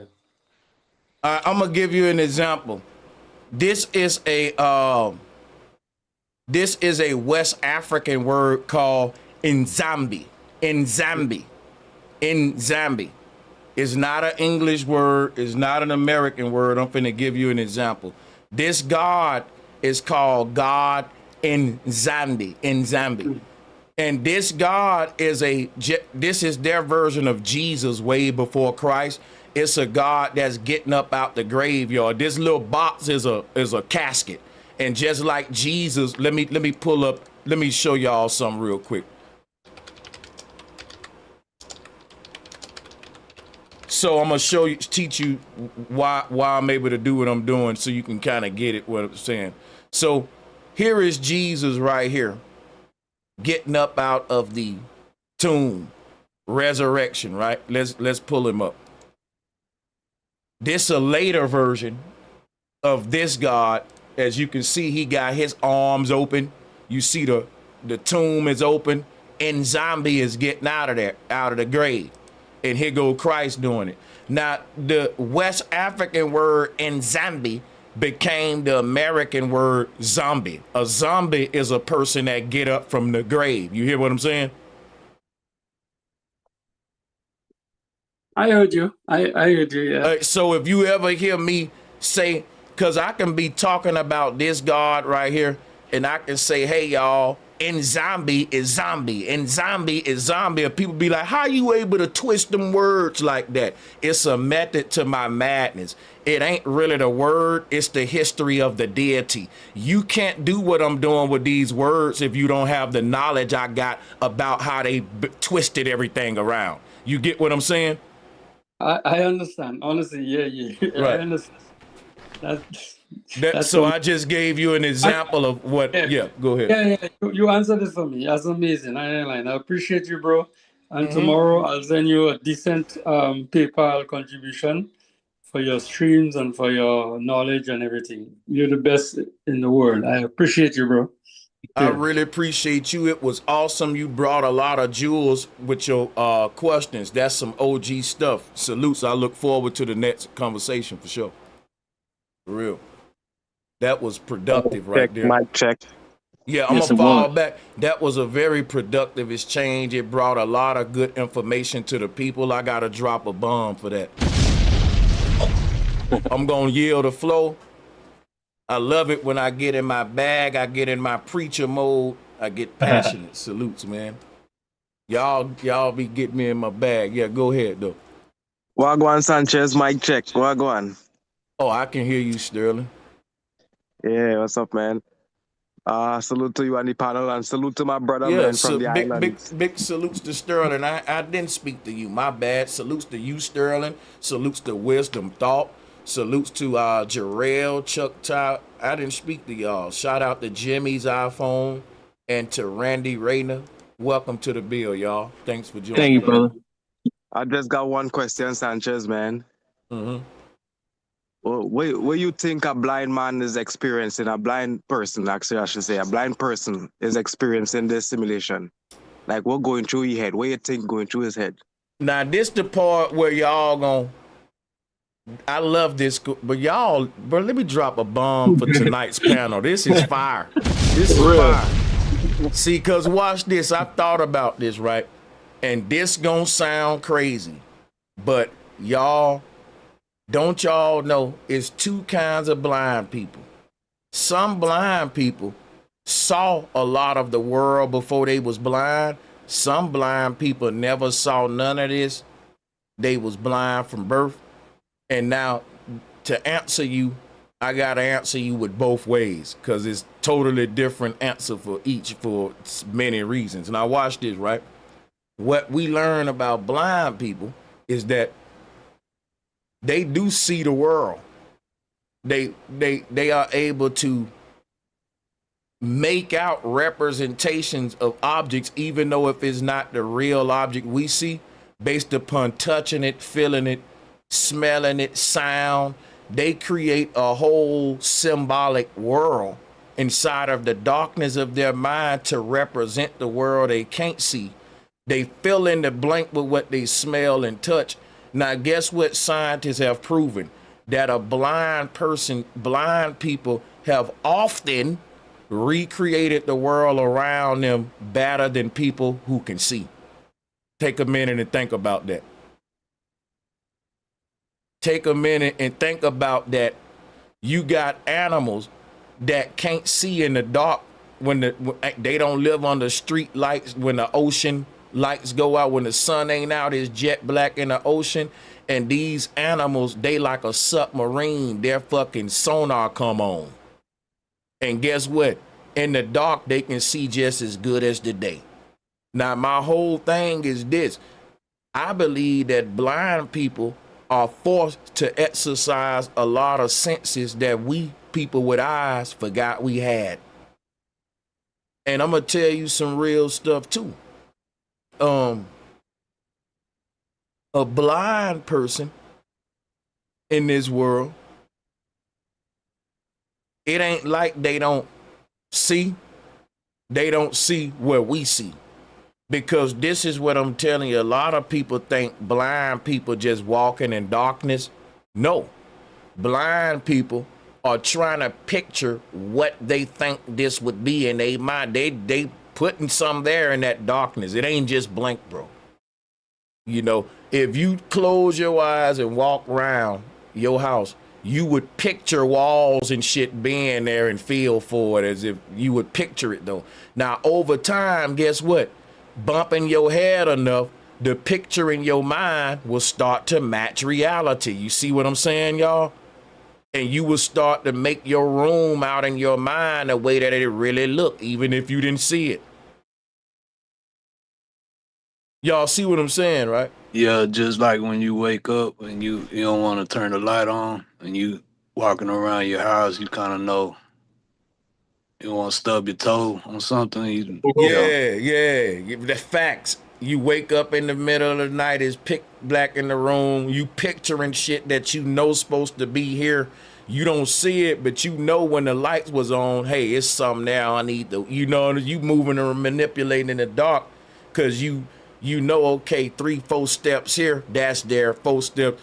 This how blind people see. And they are recreating their entire room with that data.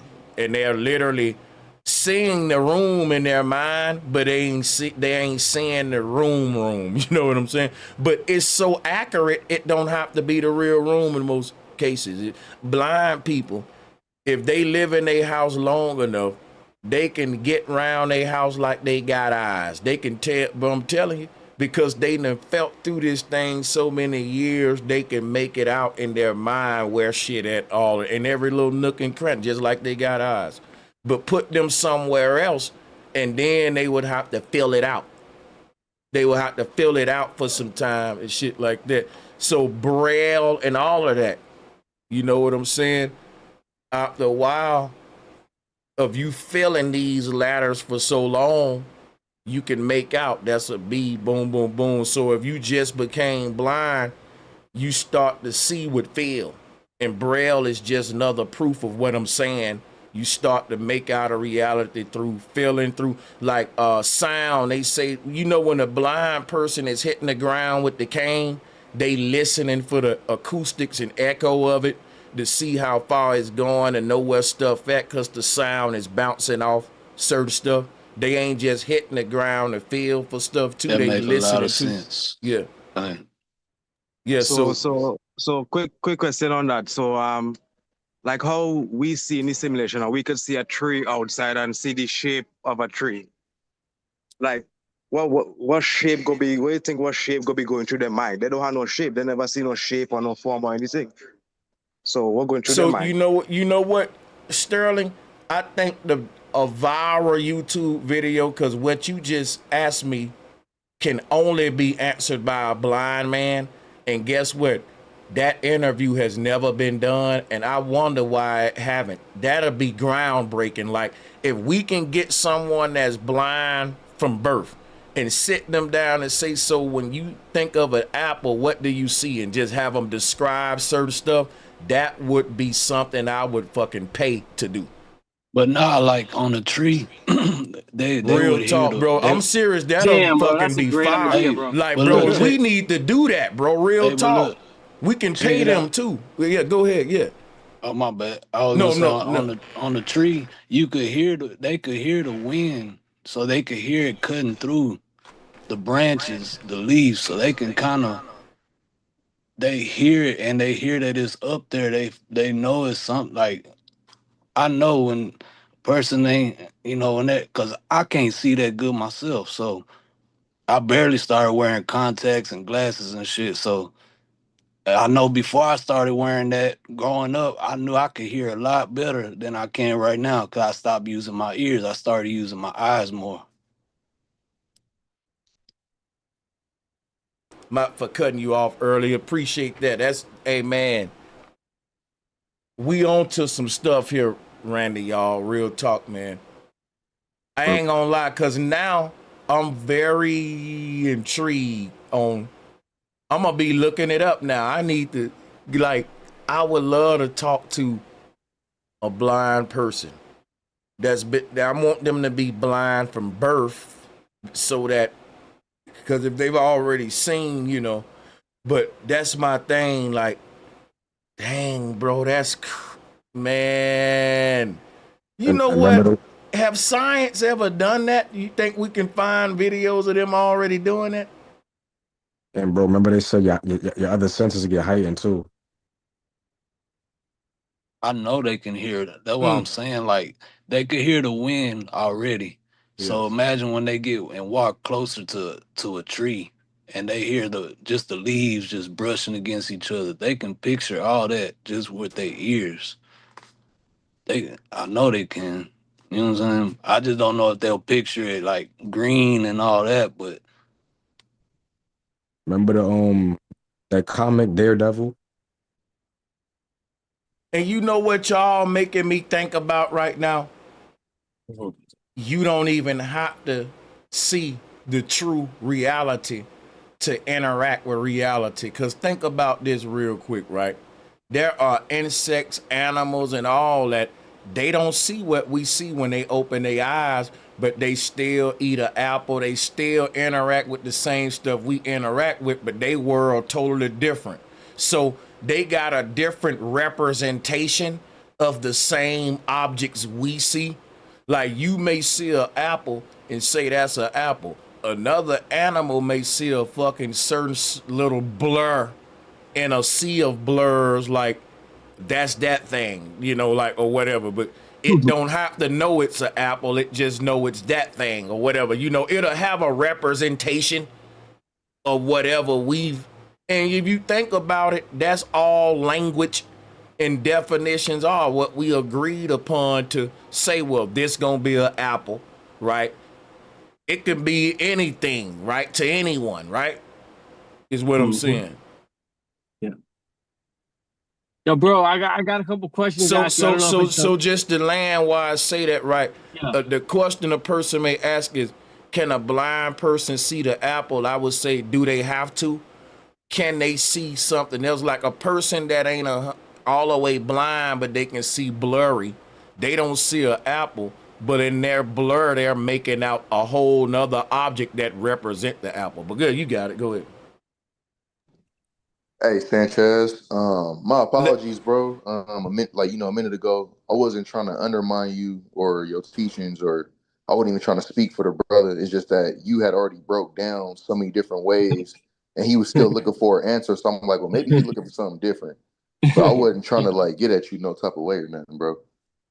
Hey, my bad, man. You know I be, man. I ain't gonna lie, I admit, my bad, bro.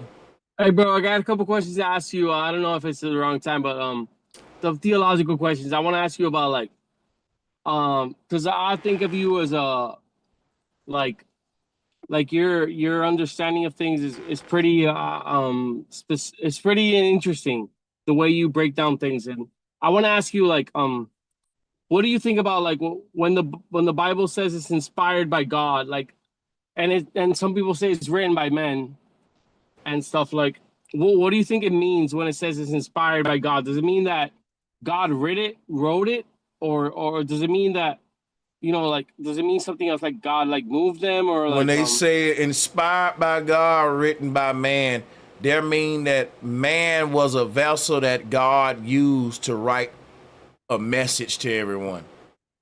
Yeah. So God is like the puppet master, man is the puppet. So if that answer, you know, it's inspired by God, but man had to do it because God worked through man type shit. Yeah. And like what were you talking about earlier? Like when Homeboy was talking about like how God is supposed to like do everything for us. Like I completely disagree. I don't think that's the case. God divorced humanity in a sense because of our sins. You know, God is holy, we're not. In a sense, we have the Holy Spirit, and you hit on that point. You actually hit the point. Yeah, you hit the point. You said, "Yo, but like, what does the Holy Spirit do for us?" And like, you hit the point right there when you said, "So it's the Holy Spirit working us," and like, you hit that point for sure.